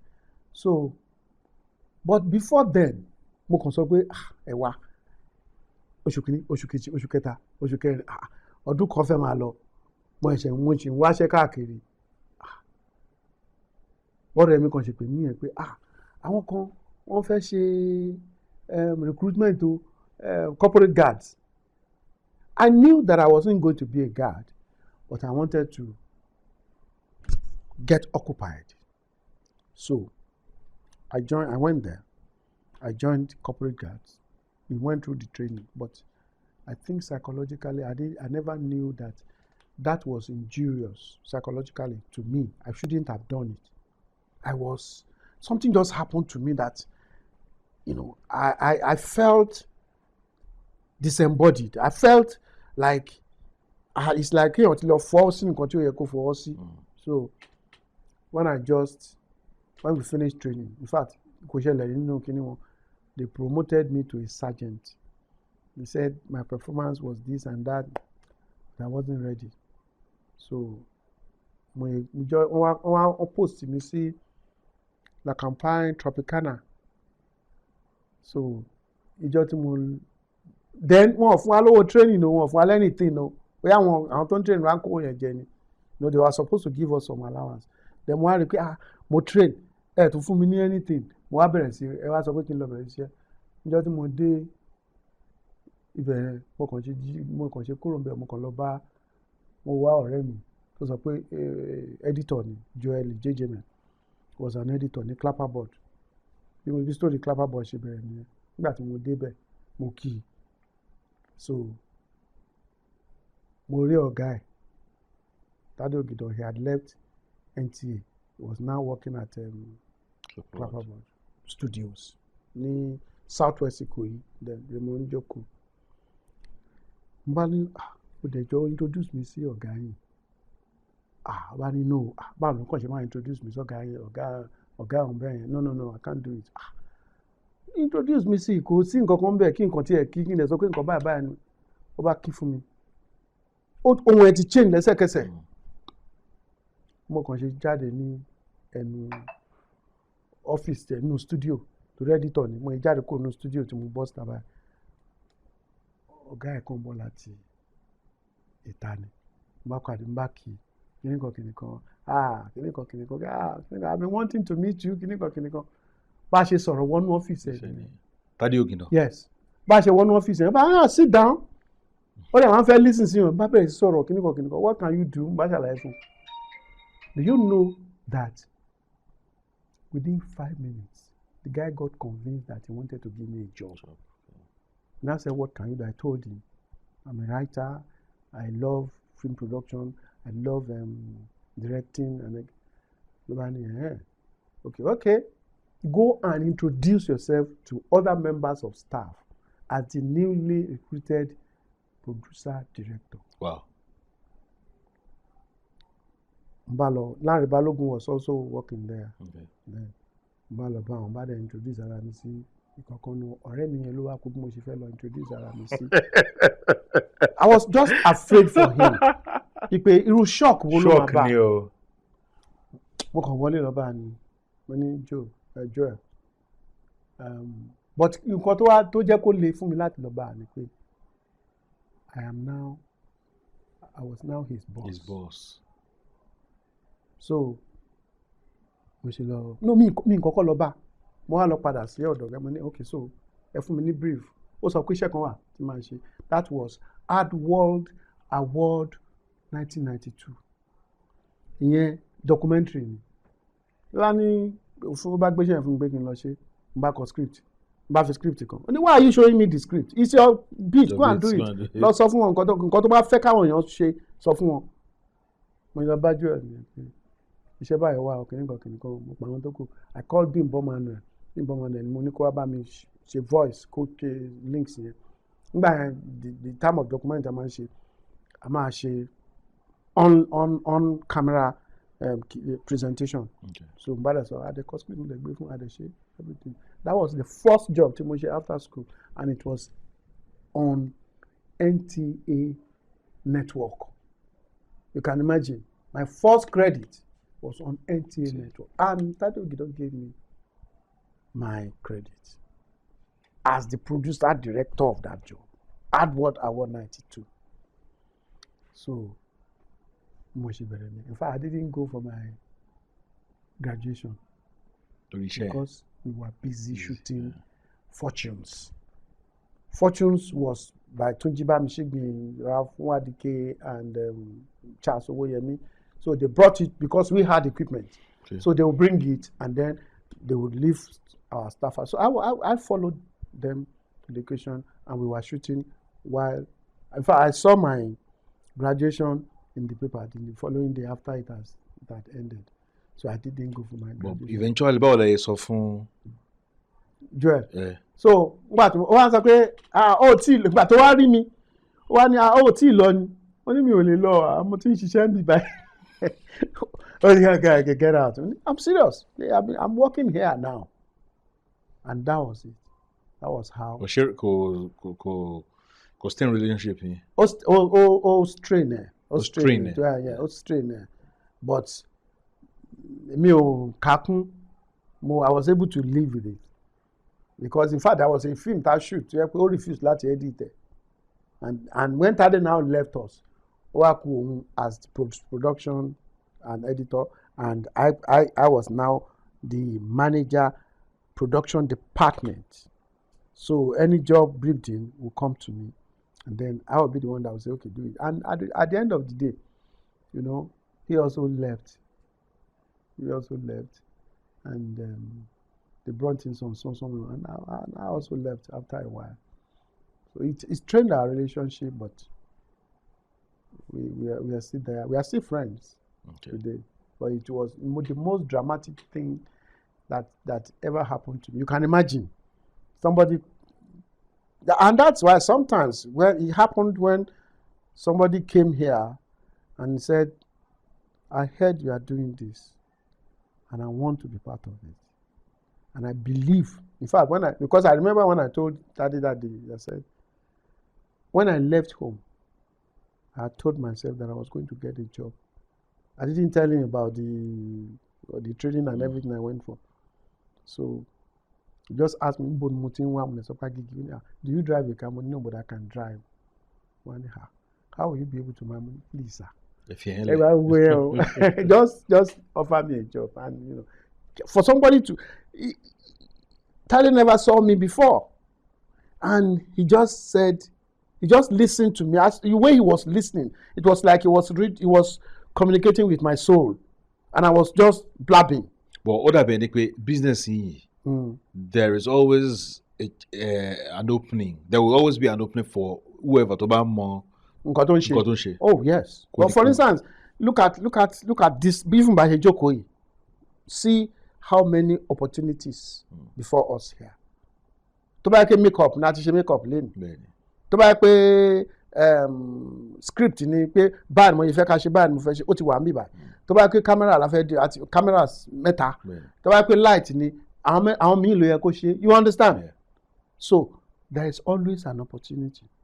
Though mentoring is a big problem because what they are looking for is not what we are ready to offer. A majority of them are not as employable as, but there's exceptional ones there too. So there's always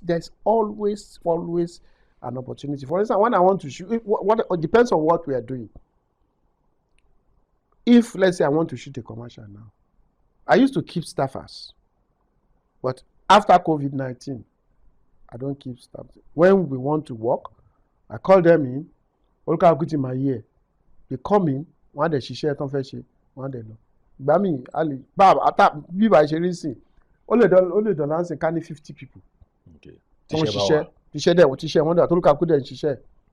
COVID changed a lot of things. Yes, ó ti change. Ó dẹ̀ fún open wá sí so many ideas of what you can do. Most of the majority of your client does not need to come here. We communicate online. So, yeah, there's always an opportunity. I think I just walked in at the time that he was also already thinking of leaving somebody behind. Okay. And I walked right into it. If I had not insisted, if I had not, remained adamant that I was going to get something that day, and I got it, I may not have gotten it. I can run through our production scene, movies, and commercials. Okay. I've shot to date. I have worked with almost any frontline producer director in Nigeria, like TADE OGIDAN. I can't even begin to count each of the works that I've done with him. Madam DRS, Behind the Siege, Hostages. Hostages. I came at the later end of Hostages. Okay. And some commercials that we did together. Like? I'm trying to remember them. There was Crystal Bank.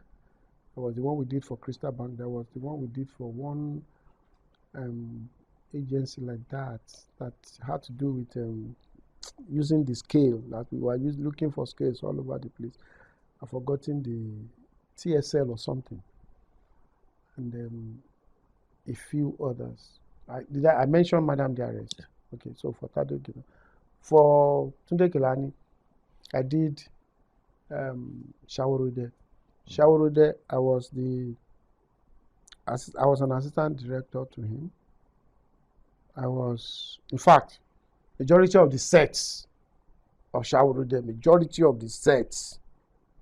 I got them, and I configured some of them. Ilé tí bàbá Fálétí wà yẹn. Ilé Tó ti ń kó ibo lẹ ti rí lé?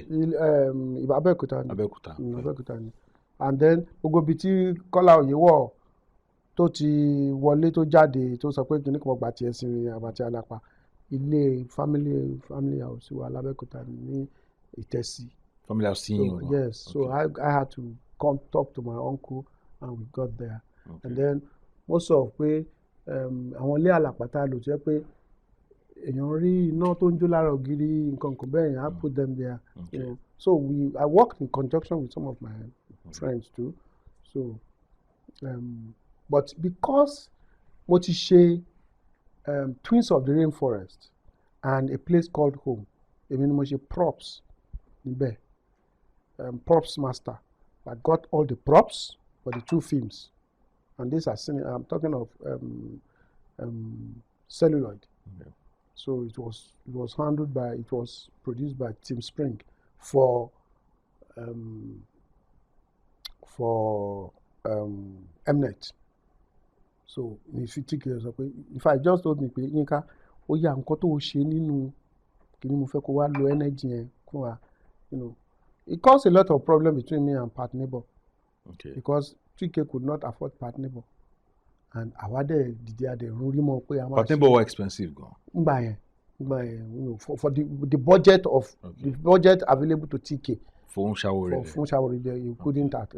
So, and you know, ordinarily, ó yẹ kí TK padà lọ bẹ̀ Pat Neighbor pé but torí pé bí TK ti rí bí àwa lè ṣe, therefore lè mí àti Gbénga Jíbóyè adẹ̀ move into it. Gbénga Jíbóyè study fine arts nífẹ̀ẹ́. Bá a ṣe wọlé sí ní ta bẹ̀rẹ̀ sí pápọ̀ adẹ̀ ṣe, Ọlọ́run dẹ̀ fún wa ṣe. So, besides that, I acted in Shaworode. Èmi, Yẹmí àti late Bíọ́dún Àlèjà. Àwọn ni youth leaders. Yeah. So, and then I also said that I was the assistant, one of the assistants. I think he decided to use me and Bíọ́dún Àlèjà as assistant director. So assistant director 1 and assistant director 2. So, yeah. So Shaworode, and then we did White Handkerchief. He did that one for Mnet too. Okay. I acted in that, and I also. TADE OGIDAN. No. TK. Okay. Then later, I worked with Jimmy Odumosu on The Morning After. He didn't release that. I don't know why. It was a big project, so only that one. Then on my own, I said, it has always been my dream to have Pisces of the Visuals. It was a name I had crafted out once I left school, even before I got to Clapperboard.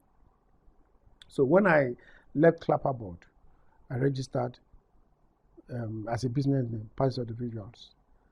And then at a point, I went back to TADE, we worked together, and then I left. Then I started Pisces of the Visuals. Okay. When I started Pisces of the Visuals, I told myself, look, rather than be running around and not facing your own business. I'd rather be doing my own job. But somewhere along the line, after we did, there was a job we were doing with TADE that when Mnet came to say, oh, they want people that they would train for Tinsel. So I traveled with them. I would have loved to do my script writing, but they said they took me there for. In fact, that's the thing there, the one underneath. Okay. So I went to South Africa on Mnet bill. We went to study for multiple camera, studio-based multiple camera shoots. So how multiple? Multiple cameras. It can be 5. It can be. Okay. But not as small as 3. Well, it depends on what they want to achieve, but I think it's more than. It has to be more than 3. 3. Okay. And it depends on the space. Okay. It depends on what you are doing. Sometimes they will shut down some cameras. Sometimes, but it was studio-based. So the entire thing was shot in a studio. In a studio, yes. But once in a while, you have the day you have exteriors that you have to do outside. You will book it specially. Then you go, because it's not always as controlled as when it is studio based. Okay. You have control of light, you have control of space, you have control of ambience and everything. So, but when I came back to Nigeria after the training, plus some other things that happened in South Africa, I decided that I wasn't going to work on Tinsel. Why? The ones who were supposed to negotiate with me now came and said, Yinka, ní máa sọ̀rọ̀ jù. Iye báyìí láwọn fẹ́ sọ fún ẹ. 300,000 naira. Per 300,000 naira. Are we for the entire per month? Per month, okay. Láyé mi ò lè fi company tí mo ní sílẹ̀ kí wọ́n bẹ̀rẹ̀ sí máa lé 300,000 naira kiri. It kò worthwhile me, and that was not nǹkan tèmi àti wọ́n jọ mọ̀ nígbà tá a wà ní South Africa. So middleman tí wà mẹ́rin. To get so nígbà tí wọ́n sọ mo tẹ̀ sọ fún pé besides the fact that owó yẹn ò tiẹ̀ worthwhile me, tó bá yẹ pé torí owó nìkan ni mo lè gbà á tí n bá dẹ̀ ṣe fún wọn bá time dẹ̀ máa kúrò mẹ́, but you are now telling me pé mi ò lè negotiate ipe yìí tẹ́ fẹ́ san nìyẹn ẹ̀yin wo èmi ló yẹ kí n control budget right from South Africa. Kì í ṣe ìwọ ló yẹ kó máa sọ fún mi pé iye kan ló fẹ́ sọ fún mi. Ìwọ gan ló yẹ, èmi gan ni máa mọ iye tí a fẹ́ ná sórí kìíní yẹn. As a line producer, it's there. So mi mọ nǹkan tó ń sọ fún wọn, mi mọ nǹkan tó ń sọ fún àwọn South Africa. Mo sọ fún wọn pé no, I can't do it, and I didn't do it. In fact, let me tell you one interesting thing tó ṣẹlẹ̀ sí mi ní South Africa. Níjọ́ tá a kọ́kọ́ lọ sí South Africa, nígbà tó wọ́n fún mi sí ọ̀dọ̀ ẹni tí màá bá ṣiṣẹ́, ẹni tí ó yẹ kó fún mi ní training, obìnrin ni Magda, white South African. Ó bá mú mi pé nígbà tó di break time ló bá mú mi pé ká lọ jẹun. Àwọn àgbà ọ̀dọ̀ àwọn blacks kọjá. You get? Ibi tá a ti máa jẹ oúnjẹ kọ́ ní gbogbo ibi tí àwọn people yẹn ti ń jẹun. Àwọn àgbà ibẹ̀ kọjá. So nígbà tí mo rí àwọn guys yẹn tó ń jẹun, orí mi dìde báyìí pé mo rò pé obìnrin tó mú mi lọ rèé. Màá kọjá láàárín wọn. Mo rò pé kí ni thinking àwọn people yẹn bẹ́ẹ̀ yẹn. So nígbà tá à ń gbé oúnjẹ wa bọ̀, ó ti kọ́kọ́ mú mi lọ síbi tá a ti máa jẹun, ó dẹ̀ ti mú mi pé ibi tí mo ti máa jẹun nìyẹn as somebody who is. Ṣé mo pé nígbà tá à ń padà bọ̀, mo serve oúnjẹ mi, mo ṣe everything. Nígbà tá à ń padà bọ̀, mi ò lè rìn kọjá àwọn people yẹn.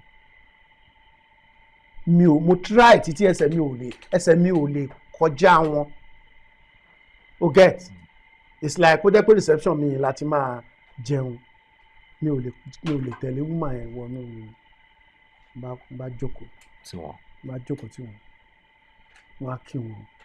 Mo lè jẹun mi tán bẹ̀. Nígbà tí mo jẹun tán mo lè lọ bá a pé sorry about that. ó wave off bíi pé kò ṣe nǹkan kan. Ó dẹ̀ ṣe training lọ́dọ̀ ẹ̀ for 1 month.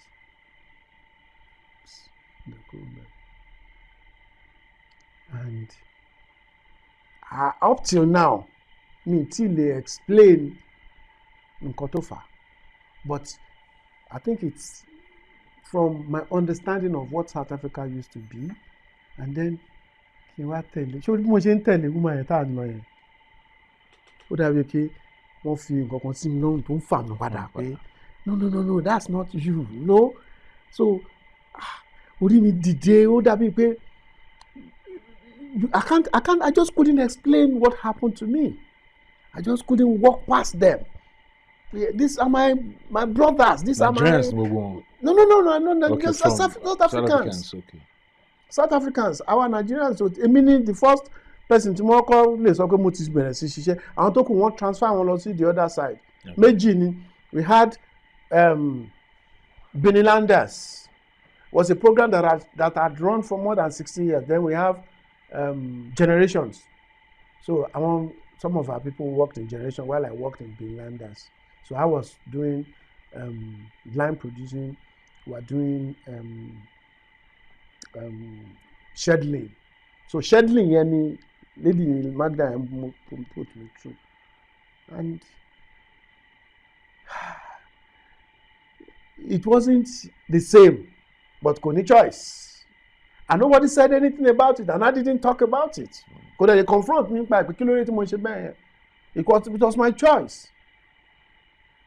Now, after that, nígbà tá a dé South Africa, Nigerians, àárín gbogbo wọn àwọn èèyàn àti production manager ní o, kìnnìkan ní o, set designer ní o, kìnnì set wọ́n máa ti ṣe wá everything. Forklift máa gbé wọn orí gbanú lift. Wọ́n á dẹ̀ gbé lọ síbi 10th floor bí tá a ti ń shoot. Tọ́ bá ti gbé débẹ̀, wọ́n á gbé sílẹ̀. I'm talking of ó lè dàbí building yìí o. So that you can walk from one scene, one set to the other. So nígbà tá a ti rí wọn, bá a ṣe bẹ̀rẹ̀ sí ṣe documentary lórí wọn nìyẹn, wọn mọ̀. A dẹ̀ gbé kámẹ́rà lọ síwájú wọn, àlọ́ interview wọn. Wọ́n dẹ̀ ń dá wa lóhùn. Bọ́jú mọ̀ pé nígbà tí ó dijọ́ kejì tá a ti edit documentary yẹn. Meanwhile, àwọn ọmọ kẹta bá play nǹkan bí, ó dà pé kán ní another office ní Fox Street náà ń pè bẹ̀. Ó dà kán ní another office ní Berger. Okay. Bá a ṣe fi documentary yẹn sí tó ń play báyìí. Wọ́n kàn pé láti Fox Street ni pé who did this? Why these Nigerians o? Lady yẹn tó rí rẹ̀ ń bẹ̀ ó bú sẹ́kún ni pé me on TV. On TV. I'm talking of the person who worked on sometimes in April and Hotel Rwanda. Wow. Kò believe wọn, kò yé wọn pé nǹkan táwọn máa ń ṣe nígbà pé yes pé àwọn máa ṣe rí pé you can't stop the Nigerian spirit. O ti di big yes. project fún wọn bẹ́ẹ̀. Yes. Mo ní but you saw me, I interviewed you, you answered me, I asked you question, you answered. Ó ní yes, I didn't know this is what you guys are doing. I see myself on TV. So no one ẹnìkan wá bèèrè nínú pé what are you guys to learn, what are you here for? Nígbà tán béèrè tán tí mo sọ pé I've been in the industry for more than 18 years. Excuse me. So what are you guys here to learn? We are here to learn. And we learned. But the fact remains that a lot of them now became our friends. They opened up to us because the average South African male is not as open as we guys are. The briefing that the government should actually have done for them after apartheid was not carried to the letter. Okay. So and lórí àwọn nǹkan tó ń fa gbogbo àwọn nǹkan tó ń ṣẹlẹ̀ tó ń jà tá à ń ṣe gbogbo ènìyàn, so they need more settling, they need some settling, they need some rehabilitation, they need some reorientation, to live in a post colonial atmosphere. But besides that, it was it was a big experience for me. So we were on what else I did. So after South Africa, when I came back, and I had made up my mind that I was not going to do it himself. So I settled down back to my company. And I told myself that I'll cut down on acting on other people's jobs. I'll do my own thing. So I started shooting commercials. I shot Ubudukatu Ranch, which was shown on CNN. It ran on CNN. It was shot specifically for CNN. Okay. I shot some for MTN. I shot some documentaries for MTN. I shot some TV commercials for the federal government of Nigeria. In fact, Change Begins With Me series. I shot about 3 or 4, and my own were the ones that they used to launch that campaign. Then I just finished shooting another. Then I did 2 major movies. One, Yemisi Owureke, pẹ̀lú Toba Opaleye, the late Toba Opaleye. Minimal shoot, minimal cost story, only story, but a minimal cost script. Okay. Tí mo wá shoot. Then mo ṣe lẹ́yìn tí mo ṣe yẹn, mo tún wá ṣe Ẹ̀wọ̀n Láàfin. Ẹ̀wọ̀n Láàfin yẹn mi kọ́ ni mo kọ script ẹ̀, mo kàn bá wọn fọwọ́ kàn. But Yemi Jaiye Kuti ló pè mí pé kí n wá direct yẹn fóun, so I directed that for her. Ìyẹn lọ bó ṣe lọ ṣáá ká ìyẹn lọ bó ṣe lọ. So later mo wá ní okay fine, tí n bá tiẹ̀ tí wà lówó fíìmù tèmi tí mo fẹ́ ṣe gan-an ní bó ṣe fẹ́ ṣe é kí n ṣe series. So I now started with I Just Came Back. I did 52 episodes. That's 1 year running of I Just Came Back. I shot in Badagry, I shot in Abeokuta, Moshi. Like I said, I finished the 52 episodes. Then I just finished another. I did some documentaries too. Documentaries for late Dapo Adelugba. Professor Dapo Adelugba, his 70th birthday, to mark his 70th birthday. So I shot a documentary for him. I also did a documentary for the Olubara of Ibara, Abeokuta, his 20th anniversary on the throne. Then mo tún ṣe documentary kan tí mo ṣe ṣiṣẹ́ lọ́wọ́. In fact, documentary yẹn mi ò mọ bó ṣe jẹ́. Gbà míì àwọn nǹkan kan wà tí èèyàn bá torí bọ̀ wọ́n, èèyàn láti túnra síra ró lẹ́ẹ̀kọ̀ọ̀kan. So documentary yẹn lórí Gẹ̀lẹ́dẹ́ festival ni mo fẹ́ ṣe. Ṣé ó dàbí pé first of all nígbà tí mo débẹ̀ tí mo bẹ̀rẹ̀ mo ti náwó lórí ẹ̀ gan. Nígbà tí mo bẹ̀rẹ̀ ọ̀tọ̀ ní nǹkan tí mo gbé lọ kí mo fẹ́ lọ ṣe, ọ̀tọ̀ ní nǹkan tí mo bá. Bàtà gbogbo à ń jó, à ń lùlù, à ń ṣe gbogbo ẹ̀ sì wà ń bẹ̀. But àwọn tó wà ń bẹ̀ gan ó dàbí pé wọn ò fẹ́ mọ̀ túmọ̀ ẹ̀ mọ́ bíi ti tẹ́lẹ̀. So kò dàbí ìgbà tẹ́yìn kéré tẹ́ yes. So the wọ́n sì ń ṣe ritual. The rituals are still there, but the essence of that ritual tó bá béèrè question mi hardly àwọn míì fi lè down. So mo ní first of all mo ní láti kọ́kọ́ tún bí mo ṣe fẹ́ approach yẹn mo tún ṣe.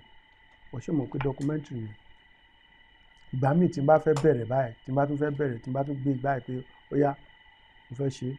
Gbogbo nǹkan tó yẹ kí n fáwọn bàbá yẹn ni mo fún wọn nígbà tí mo lọ síbẹ̀. Mo rẹ ògógóró fáwọn tó yẹ kí n gòrò ògógóró fún, àwọn tó yẹ kí n fún lówó mo fún wọn lówó. Ṣùgbọ́n kí ó máa ń dàbí pé nígbà míì tí n bá dèdè ẹ̀ báyìí orí máa ń dìde ni. Mo rò pé kí ló yẹ kí n tún ṣe tí mi ò tí ì ṣe. ṣé èèyàn kan ti ṣe rí tẹ́lẹ̀tẹ́lẹ̀? Àwọn èèyàn ti ṣe documentary yẹn rí, but bẹ́ẹ̀ mi ṣe yá. In fact, ibi tí ọ̀rọ̀ yẹn wá dé tó dúró ni pé by the time tá a máa wá parí ìgbà tí the last Gẹ̀lẹ́dẹ́ festival tí mo lọ yà yẹn òun ni wọ́n ṣe níbi tí wọ́n ti ń ṣe Gẹ̀lẹ́dẹ́ festival láti more than 100-200 years ago, because governor dé ó sọ pé òun fẹ́ wó ibi tí wọ́n ti ń ṣe wá lọ fi kọ́ shops. So the title now became Culture at the Mercy of Development in quotes. Okay.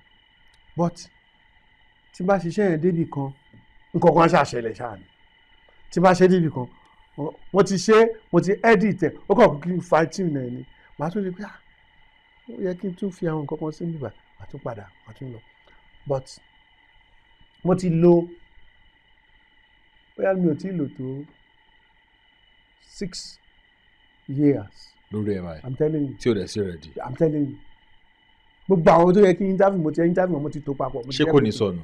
kò lè sọnù kò lè mo ń gbé láti ibìkan sí ibìkan èmi náà ò fẹ́ kó sọnù. ẹnìkan wà. but do you know the problem ni pé nǹkan tí mo ṣe ni pé àwọn kan wà tó jẹ́ pé wọn ò sí láyé mọ́ tó ń feature ní documentary then gbogbo ilé in fact títí kan ilé Cash Madam family house Cash Madam l'Abẹ́òkúta because Cash Madam is like an aunt to me gbogbo ilé ẹ̀ pátápátá náà ti wó in its place wọ́n wá sọ di wọ́n wá kọ́ shopping complex síbẹ̀ ibòmíì wà tán lè kọ́ shopping complex yẹn sí for something as big as that kọ́kàn dáwó kọ́kàn gbàgbé ẹ̀ so njọ́ tí n bá wá nǹkan tí mo fẹ́ ṣe ni pé mo fẹ́ lọ show ẹ̀ fún gbogbo ọmọ Ìbàrà kan wò. níbi tó dé dúró ẹ̀. no níbi tó ń bí ó kàn kí n fi end credit sí kíní kan but nígbà míì báyìí tí n bá kàn gbé pé ok bóyá let me see bí mo bá ṣe dé tí kò bá ti bẹ̀rẹ̀ sí play báyìí something just happens that màá kàn ní láti pa kí n filẹ̀ ni. so there was a time tí mo rò pé okay jẹ́ kí n tún lọ bá àwọn people kí n kàn fún wọn ni not that I'm fetish no I'm not but the fact remains that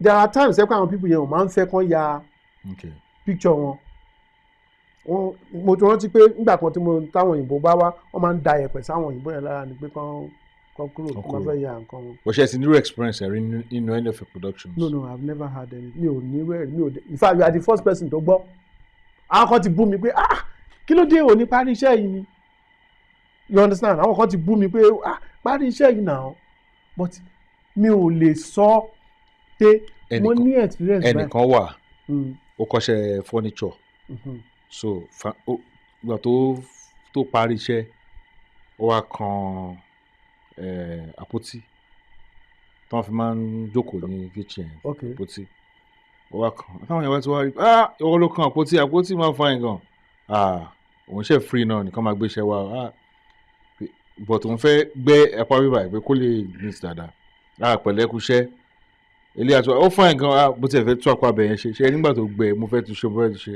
àpótí yẹn kó rà pé ó di kóló mi ò sọ nǹkan kan o. no jẹ́ kí n ṣàlàyé you see you never finish a work of art you only stop. Okay, you never finish a work of art you only stop. You must have the discipline to stop. But this one is not about not wanting to stop. It's about something getting me confused. But ẹ lè place nǹkan náà. I'm telling you. Ó dàbí kó kàn wo kíní ẹ̀ báyìí pé kí ni mo fẹ́ ṣe náà. Mo ti ní nǹkan tí mo fẹ́ wo gbogbo àtàn tí n bá wo bóyá bí a few scenes mẹ́. But ìgbà míì báyìí tí n bá kàn jump sí without thinking tó yẹ pé ó kàn wá accidentally màá wò tán. But nígbà míì. Tó wá ti di pé kẹ́ ẹ fẹ́ parí ẹ̀ yẹn. Tí n bá ti di pé mo kàn sọ pé kíní mo fẹ́ put a stop to but I'm going to do it. I'm still going to do it. Tó bá di pé kí n tún lọ rògbòrò fáwọn ẹ̀ máa tún lọ just for me to have the psychological freedom. Torí mo gbà tí mo bá dúdú production sọ̀rọ̀ wọ́n ṣe àwọn experience kan àwọn nǹkan tó ju wọn rí tó máa lọ ṣù tó mo ṣe béèrè pé ṣe ti ní irú experience rí. mi ò ní rí but lè sọ pé àwọn nǹkan yẹn ò exist. let me tell you what okay eléyìí tó ṣẹlẹ̀ sí mi mo dẹ̀ suspect pé cameraman yẹn ló ṣe mistake a lọ shoot Tolu Ogidan náà pé máa ná he was a cameraman with OGTV nígbà tó yá wá bá a ṣe ní clapperboard àwa lọ shoot níjọ́ kan nígbà tó yá a shoot nǹkan ní májèlé ká ti shoot ìjọ́ méjì nǹkan tó kàn ó kàn wo camera ó kàn ní kí ló ṣẹlẹ̀ ó kàn ṣe kí ni ó ní òun sọ fún wa nígbà tá a débi báyìí ó yẹ ká lọ rí kábíyèsí tó ní àdúgbò yìí ká lọ ṣe kíní kan kí ló ṣẹlẹ̀ mo kàn ń gbọ́ action blank.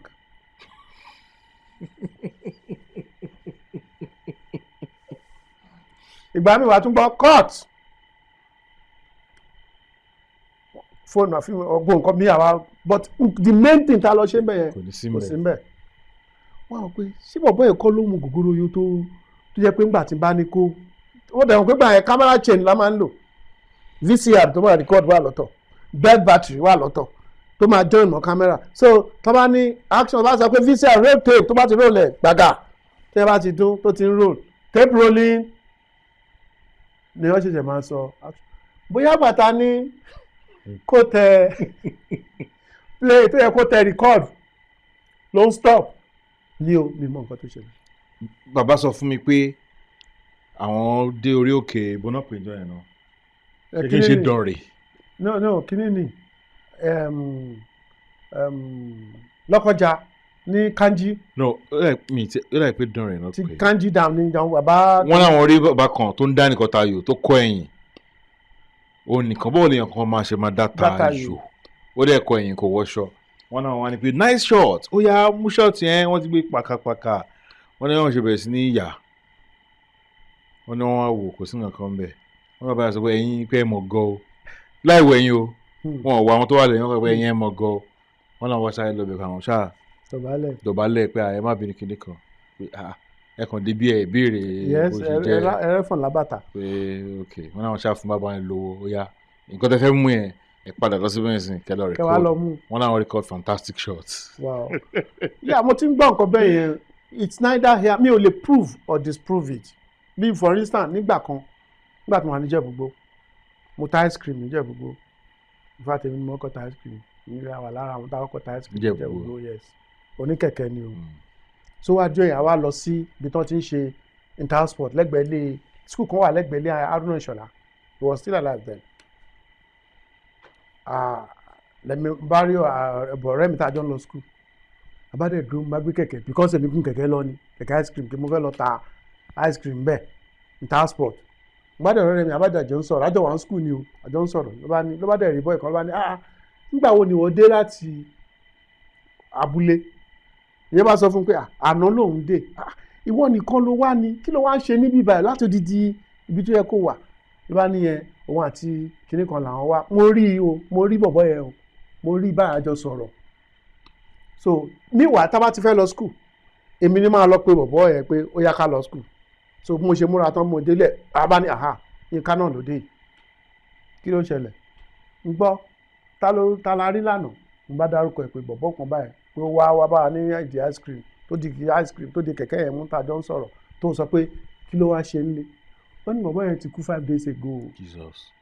mo ní rọ́ ni ó ní ó ti kú 5 days ago pé ṣé mo mọ̀ kó òun sọ fún pé òun wà suspicious pé ibi tó wà yẹn ti jìnnà jù sí ibi tó yẹ kó lè ní confidence àti dá lọ àsọmọdé wọ́n dẹ̀ ń tẹ̀mú un létí pé òun àti màmá kan làwọn jọ wá kíníkan ó ní wọ́n ṣe wá sọ fún àwọn sìn pé ó ti kú 5 days ago but you see for me mo kàn tó rò pé bóyá àwọn yẹn dẹ̀ ń try láti ṣàṣọdùn ni o bóyá ẹlòmíì ni ó rí o but that was what because kò sáyè pé àwọn ya fọ́tò ká ní ayé time báyìí ni àlè sọ pé káyà picture. ẹ tẹ wá yanu ẹ ní báwọn kan bẹ.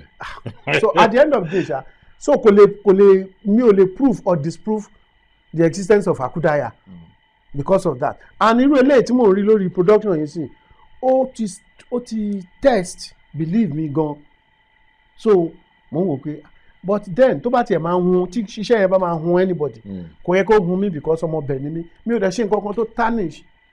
ẹ̀bẹ́ ẹ ti gbé kámẹ́rà wọ̀ bí tó yẹ kẹ́ gbé kámẹ́rà wọ̀ because òun lè mi ṣe ó ní àwọn iṣẹ́ kan tèmi náà ń ṣe mò ń béèrè lọ́wọ́ àwọn tó ti bá bàbá Dúróládípọ̀ ṣiṣẹ́ rí pé Dúróládípọ̀ ṣé alágbára èèyàn gangan ni gbogbo àwọn theatrics táwọn wọ̀ yẹn ṣé ó ní nǹkan tí wọ́n fi kún ni àbí wọ́n kàn ṣáà dọ́gbọ́n tó jẹ́ tó natural.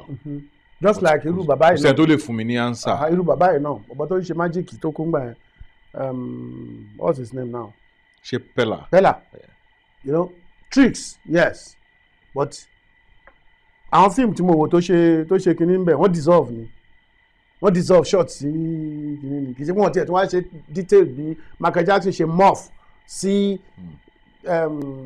bó ṣe morph sí táyà kínní yẹn wọn ò ṣe bẹ́ẹ̀ wọ́n dùn á rí i pé wọ́n kàn ṣe obìnrin yẹn dùbúlẹ̀ báyìí so get bó ṣe dùbúlẹ̀ wọ́n wá dissolve sí ejò wọ́n lọ gbé ní UI àdàmọ̀ pé wọ́n lọ gbẹ́jọ́ ní UI ni ṣé you understand so it wasn't difficult it was not easy for me to believe pé yeah there was power but then I cannot also disprove pé kò sí power because he did so many things àwọn èèyàn dẹ̀ marvel at so it's neither here nor there. But Africa la wà. Yes. So ilé ayé la dẹ̀ ń gbé.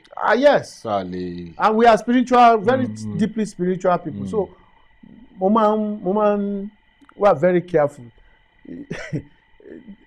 My editor I know ọ̀rọ̀ mi àti ẹ̀ ti sú editor mi pé ẹ jẹ́ ká parí kíní yìí ok mo ti gbọ́ a parí ẹ̀ lọ́la mo ti gba gbogbo cost mo ti gba everything mo ti gba gbogbo nǹkan tí mo ní láti ṣe so I don't know it's something that I need to be able to get over and one day. Now tẹ́ bá parí ẹ̀ mbọ́lẹ̀ fẹ́ fi sí. I want to put it online. YouTube, I want to put Netflix, it on my YouTube. Okay. And then I can also still sell it anywhere. Okay. It's Now my final question to you sir ni pé ṣé iṣẹ́ àwọn nǹkan tẹ́ ẹ̀ ń sọ yìí bẹ́ẹ̀ ṣe ń sọ yìí ó dùn ẹ yà iṣẹ́ fún federal government ẹ yà fún kíní ẹ ẹni tí ò lọ sí UI OAU àtàwọn universities tó kú láti lọ learn theatre or dramatic arts ṣé èèyàn máa ń kọ́. èèyàn máa ń kọ́ dáadáa pàápàá in fact kíkọ́ yẹn gan ó fẹ́ dáa ju kéèyàn lọ kọ́ ní university lọ because tó o bá lò 50 years in university tó bá dé díẹ̀ ó máa intimidate ẹ but èmi o ṣòro ẹni tó bá sọ pé ẹni tó bá jókòó tó o bá lọ school tó o ṣe anything ẹni tó ní confidence pé mo fẹ́ ṣiṣẹ́ tó dẹ̀ ronú pé nǹkan báyìí ni mo fẹ́ ṣe tó wá jókòó tó ṣe tó shoot ẹ̀ tó wá wọ́n tún edit ẹ̀ ó wá mú gbogbo wa lè jókòó ká máa wò lórí screen báyìí is a filmmaker. That person, for me, that person is a filmmaker. Quality in what shoot is another thing. But the fact remains that you started a job and you finish it and people can watch it. So improvement local. Yes. But you see, once you feel that passionately, you feel like you are a filmmaker, kò sí nǹkan tó lè stop ẹ. And téèyàn ò bá ṣọ́ra, one thing tí mo notice nípa iṣẹ́ ẹ̀ ni pé tó ò bá ṣọ́ra, you keep aiming at getting it done. Tí o bá dẹ̀ rówó àti ṣe bó o ṣe máa wà ń bẹ̀ títí tó bá ṣọ́ra táà máa lọ wò dẹ̀ nímọ̀. Just like báyìí jókòó ń bí báyìí tó yẹ pé àmọ́ nǹkan tó ń ṣẹlẹ̀ ń tà ń sìn ọ́ àmọ́ bóyá ilẹ̀ ti ṣú ilẹ̀ tí ìṣúngbà tá máa bẹ̀rẹ̀ o ó nígbà tó bá dé ta kó tó mọ̀ pé ilẹ̀ ti ṣú. That's exactly time is like ó máa ń freeze time ni. You are more concerned with what you want to do, how you want to do it, and it consumes you. And if care is not taken, I'm going to be all of my account wasting. So one just need to have access to funds, access to a conducive atmosphere where you can everybody. For instance, only God knows how many projects I have in the closet. Tí mi ò tí lè ṣe because of money. The job I just finished now. We had been on it for 7 years. As in, about 7 years. The script yẹn ti ready. Àti tún nǹkan. Ẹnìkan ṣo nínú wa ló lè raise owó ẹ̀. But do you know that I speak with you, we have spent more than 75 million. 75 million? Yes. On that job. We are editing it now. I have spent more than 75 million. So, ontọ̀ yẹn pẹ̀lú gbèsè mọ́ gbogbo ẹni o. Ǹjọ́ ò lè máa rí 75 million yẹn to jọ. Tí mi ò dẹ̀ ní give up mo dẹ̀ fẹ́ ṣe. I have my own project that I want to do. So it's a consuming thing tí èèyàn láti wà very careful about.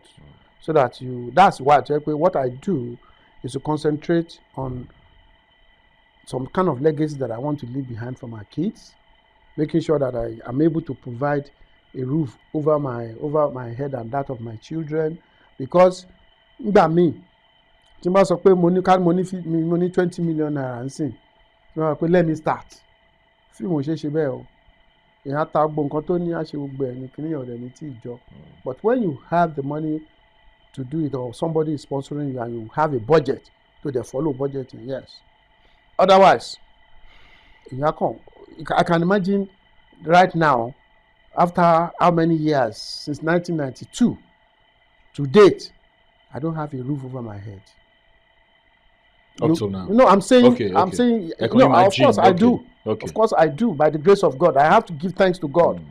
But you can imagine pé mo dá gbogbo ẹ̀ sórí pé project kan mo fẹ́ fi ṣe.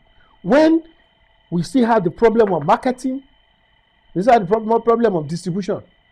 We have so many people, our population is big enough for us, but how do you sell, how do you reach them? That's the problem. How do you reach such people? How many cinemas do we have? But the fact remains that things are changing now, and maybe I'll be able to raise, but I can't spend, you can't spend your own, you can't do it all on your own saving. Yes.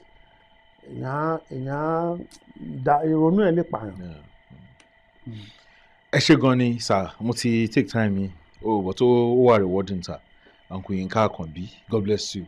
Thank you. Ẹ ṣé tẹ́ fún mi láàyè because ẹ dẹ̀ ṣe tí ẹ sọ pé kí làwọn ilé kó wa yìí tó mọ orú kámẹ́rà tẹ̀yìn ń lò ẹ sọ pé kí ni tọ́ ètò kó wa yìí láti àfihàn mi. Kò sí tọ́ ìmọ̀ kí ni ìtì ń kéré sí ni.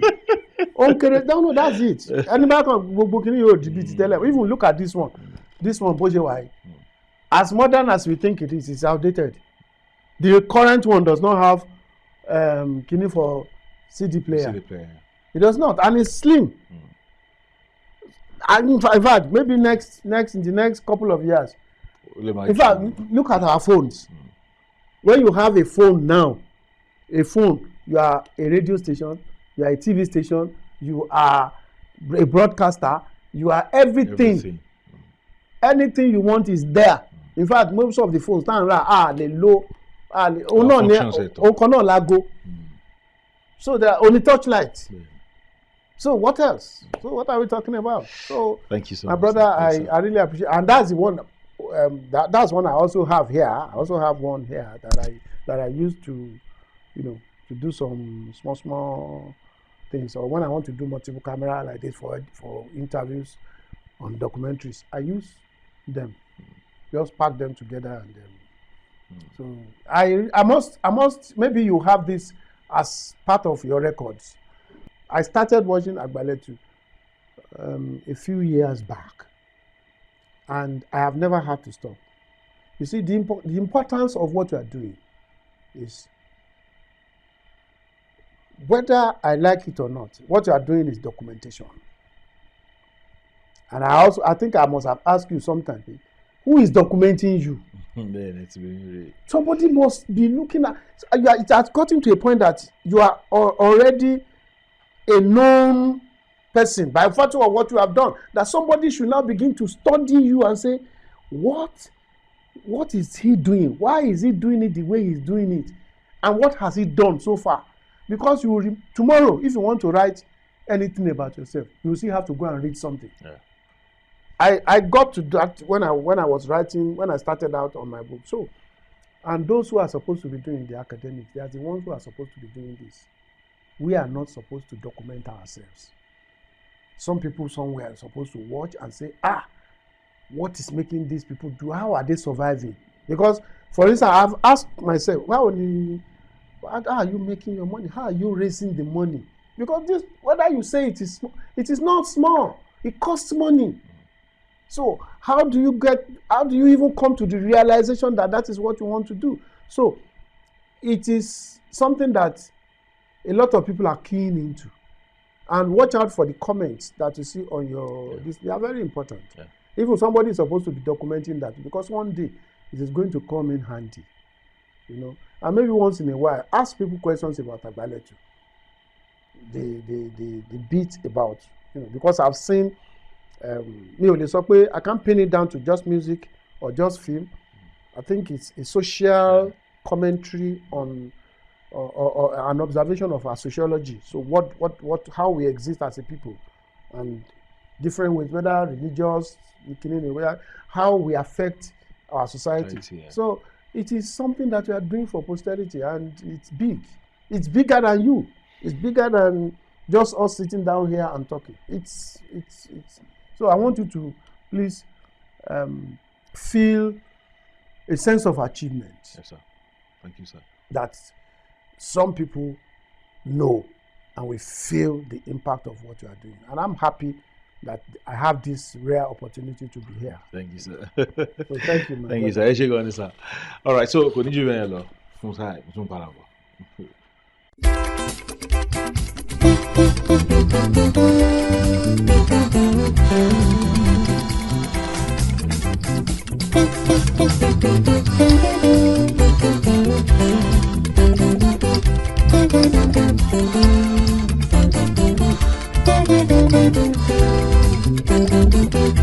Thank you.